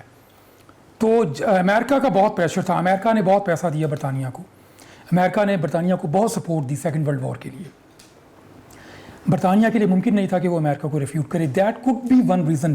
میں اس کو ایک ریزن کے طور پہ پیش نہیں کر رہا, میں نے کوڈ بی کا ورڈ یوز کیا کیونکہ میں ہسٹری کا اس طرح کا طالب علم ہوں جس کا یہ, میں کانسپریسی کے ورڈ پہ بلیو نہیں کرتا, کسی بھی قسم کی کانسپریسی پہ. میں ایکسٹرنل پریشر میں امریکن فیکٹر پہ بلیو نہیں کرتا. پاکستان میں آج جو بھی ہو رہا ہے پچھلے 30-40 سالوں سے, وہ یہاں کی انڈیجنس سچویشن ہے. اسٹیبلشمنٹ کچھ کر رہی ہے, وہ اس کی اپنی ومز ہیں. وہ ایسا نہیں ہے کہ وہ امریکہ کے کہنے پہ ایسا کر رہی تھی 60s میں, 70s میں, 80s میں. آپ کی یہ میرا ایسا ماننا ہے, یہ میری اسٹڈی ایسے میں موو کرتا ہوں. اچھا, امریکن فیکٹر میں نے آپ کو بتا دیا, that possibly one of the reason could be. دوسرا یہ تھا کہ برطانیہ کی سچویشن بہت کمزور ہو چکی تھی. تیسرا یہ تھا کہ انڈیا نے جو 1942 میں انڈین نیشنل, ہمارے ہاں تو ہسٹری پڑھائی نہیں جاتی نا پڑھانی چاہیے, ہم نہیں پڑھا سکتے, ہماری آئیڈیالوجی میں فٹ نہیں بیٹھتی, تو ہمیں اوائڈ کر لینا چاہیے, لیکن ہم کو پتہ ہونا چاہیے. جو انڈین نیشنل کانگریس نے کوئٹ انڈیا موومنٹ چلائی تھی, یہ ہم کو ماننا چاہیے کہ خلافت موومنٹ سے زیادہ بڑی موومنٹ تھی. اس موومنٹ نے, یہ اتنی بڑی موومنٹ تھی کہ ہمارے ایک استاد ہیں سکندر حیات, وہ کہتے ہیں کہ میری سٹڈیز مجھے حیران کرتی ہیں اس موومنٹ کے بارے میں کہ اس موومنٹ کا سکیل اتنا بڑا تھا, یہ دلی کو کیپچر کیوں نہیں کر سکے. بات سمجھ رہے ہیں آپ؟ تو یہاں کی برجوازی جو تھی, جو نان مسلم میجورٹی میں تھی, برجوازی جہاں پر جتنی اسٹرانگ ہوتی ہے, کلونیل فورس اتنی ہی ویک ہو جاتی ہے. تو انڈیا کی جو ہندو برجوازی ہے وہ 46 تک اتنی مضبوط ہو چکی تھی کہ وہ برطانیہ کو یہاں سے فارغ کر دیتی. اور اس کے جواب میں مسلمانوں کی برجوازی اپنے آپ کو کہاں پہ ایکٹیویٹ کرتی ہے, سو کالڈ لمیٹڈ برجوازی. آپ پاکستان موومنٹ کی پکچرز دیکھیے کبھی آپ نے, گیلری میں, میوزیم میں, نیٹ کے اوپر, وہ آپ کو پتہ, بہت سی پکچرز ہیں نا, وہ آپ کو پتہ ہے جو 80% پکچرز ہیں وہ کس جگہ کی ہیں؟ وہ صرف لاہور کی ہیں یا جی ٹی روڈ کی ہیں. تو پاکستان موومنٹ کا جو موونگ ایریا ہے نا, وہ جی ٹی روڈ ہے, لاہور سے لے کے ملتان تک. کیوں؟ کیونکہ اس ایریے میں مسلمانوں کی برجوازی جو تھی 46-47 میں کسی نہ کسی لیول پہ جنم لے چکی تھی, اور وہ ہندو برجوازی کو کاؤنٹر کر رہی تھی. اگین یہ تھوڑا سا مارکسسٹ پیراڈائم میں بات ہو رہی ہے, لیکن ہمیں مارکسسٹ پیراڈائم ہیلپ آؤٹ کرتا ہے کچھ چیزوں کو سمجھنے میں. اس میں ماؤنٹ بیٹن کا رول بڑا امپورٹنٹ ہے.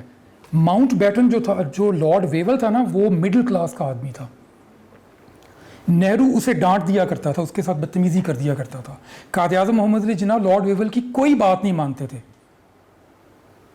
مڈل کلاس کا آدمی تھا نا, مڈل کلاس کے بندے کی وہ ویلیو نہیں ہوتی اس طرح سے. لارڈ ماؤنٹ بیٹن لارڈ تھا. اب نہرو اور قائد اعظم محمد علی جناح دونوں لارڈ ماؤنٹ بیٹن کے سامنے, جن کی مختلف ہسٹوریوگرافی میں پیسز موجود ہیں. آپ کبھی, وہ ایک اسکاٹ لینڈ کے جرنلسٹ ہیں پیٹرک فرینچ, ان کی کتاب ہے لبرٹی اور ڈیتھ, جو میری حالانکہ وہ اکیڈیمیشین نہیں ہے, میری اوپینین میں ان سے اچھی کتاب پارٹیشن آف انڈیا پہ کسی نے نہیں لکھی, اور وہ اس کتاب کو کوئی بھی نہیں جانتا. اس میں وہ پڑھیں تو آپ کو پتہ چلے کہ ماؤنٹ بیٹن جناح اور نہرو صاحب کا جو باڈی لینگویج تھی ماؤنٹ بیٹن کے سامنے, نہرو کی, گاندھی کی, قائد اعظم کی باڈی لینگویج تھی, جو فیشل جیسچرز تھے, وہ کس طرح سے ٹیم ہو جایا کرتے تھے. لارڈ ماؤنٹ بیٹن میں وہ رائل فیملی کا تھا, he was a blue blood. اس کے لیے چیزوں کو کنٹرول کرنا, پرسنالٹی کو انڈرمائن کرنا, اپنا کرشمہ امپوز کرنا, کنونس کرنا اس کے لیے بڑا آسان تھا. اسی نے تو کنونس کیا ہر چیز کو, آؤٹ آف رولز جا کر اس نے کنونس کروایا. آپ کو 3 جون منصوبے کی منظوری کے بارے میں بتا دوں کیسے ہوا ہے. جو میٹنگ جتنی آپ نے مجھے تھوڑی سی اہمیت دی, تو آپ اس کمرے میں مجھے لے کے آئے ہیں نا. اگر آپ مجھے کم اہمیت دیتے تو ساتھ والے کمرے میں بٹھا کے 4 بندے بٹھا کے چائے کا کپ بٹھا کے ڈسکشن کروا لیتے. مجھے آپ نے ایک ڈیکورم دیا ہے نا. تو ماؤنٹ بیٹن تو ڈیکورم کی ایسی کی تیسی پھیر دیا کرتا تھا, اور جناح اور نہرو اور پٹیل کچھ کہہ نہیں سکتے تھے. آپ کو پتہ ہے 3 جون کا منصوبہ جو سب سے بڑا منصوبہ ہے وہ کہاں پہ پاس کیا اس نے؟ اپنے بیڈ روم کے ساتھ اس کی اسٹڈی ہے 6x9 کی اسٹڈی کے اندر یہ منصوبہ منظور نہیں، وہاں پر لے کے آیا زبردستی سب کو. میٹنگ روم میں نہیں لے کے گیا، کانفرنس روم تھا، میٹنگ روم الگ ہے وائس ریگل لاج انڈیا میں جو اب ان کا راشٹرپتی بھون ہے، وہاں پہ میٹنگ روم الگ ہے، کانفرنس روم الگ ہے. اس کے علاوہ بھی 3 رومز ہیں وہاں پر بڑے بڑے جہاں پر ان کی میٹنگز ہوتی ہیں. وائس اس کی جو اسٹڈی ہے وہ بہت چھوٹی ہے، وہ اس کمرے کے چوتھے حصے کے برابر ہے، اور وہاں پہ کوئی اتنی بڑی، وہاں پہ چھوٹی موٹی میٹنگ بھی نہیں ہوتی. وہاں پہ اپنی بیوی کے ساتھ بیٹھ کے گپ شپ لگا لے. اس نے وہاں پہ وہ جو تصویر ہے جس میں سردار عبدالرب نشتر، لیاقت علی خان، جناح قائد اعظم، گاندھی نہیں ہے اور نہرو ہیں اور پٹیل، یہ 5 لوگ موجود ہیں، وہ ان کی اس اسٹڈی کے اندر کی تصویر ہے جو 6x9 کا کمرہ ہے. زبردستی اس نے اپنے سیکریٹری سے کہا کہ اس کا وہ کمرہ کھولو. سیکریٹری نے حیرت سے دیکھا کہ وہ کمرہ تو اس میٹنگ کے لیے ہے ہی نہیں. وہ اس کمرے میں لے کر گیا اور وہاں پر جا کر چھوٹے کمرے میں، اب یہ سائیکالوجی والی ڈائمنشن میں بات چلی جائے گی، میں اس کو ایلیبوریٹ نہیں کر سکوں گا، لیکن اس نے ایلیبوریٹ کیا اس رائٹر نے کہ اس کمرے کا امپیکٹ ماؤنٹ بیٹن اپنے بلو بلڈ اور اپنے کرزمیٹک پرسنالٹی جس کا اس کو پتا تھا کہ میرے اندر کرزما ہے، وہ اس کو کیش کروانا چاہتا تھا. اب میں اس کو ایلیبوریٹ نہیں کر سکا، میں نے اس کی اسٹیٹمنٹ آپ کو بتا دی ہے. وہاں پر لے کر گیا اور اس کے بعد اس نے کیا کیا ہے، اس کے بعد اس نے منصوبہ پیش کیا ہے تو اسے کہا کہ اپروو مامانے سے قائد اعظم نے کہا کہ میں اپنی کمیٹی کے سامنے رکھوں گا. لیاقت ماؤنٹ بیٹن نے محمد علی قائد اعظم سے کہا ہے کہ آپ اس کو ابھی میرے سامنے اپروو کریں، آپ کے پاس کوئی ٹائم نہیں، اگر آپ اس کو اپروو نہیں کریں گے تو جو پاکستان آپ کو مل رہا ہے let me assure you you will not get that. Muhammad Ali Quaid Azam جو تھے وہ ٹی بی کے مریض تھے. ٹی بی کا مریض جو ہوتا ہے وہ تھوڑا سا اعصابی طور پہ کمزور ہوتا ہے، زیادہ کمزور ہوتا ہے. ماؤنٹ بیٹن نے اتنا پریشر اس کے اوپر بلٹ ان کر دیا تھا ان کے اوپر کہ قائد اعظم کو ود ان 13 منٹس 3 جون کا منصوبہ ماننا پڑا. قائد اعظم 3 جون کا منصوبہ نہیں مان رہے تھے، وہ کہتے مجھ کو پورا پنجاب چاہیے، پورا بنگال چاہیے. اور نہرو نے یہ منصوبہ مان لیا تھا کیونکہ وہ انڈیا پنجاب کو ڈیوائڈ کروانا چاہ رہے تھے ہندو ٹریڈرز کلاس کے پریشر میں آ کر.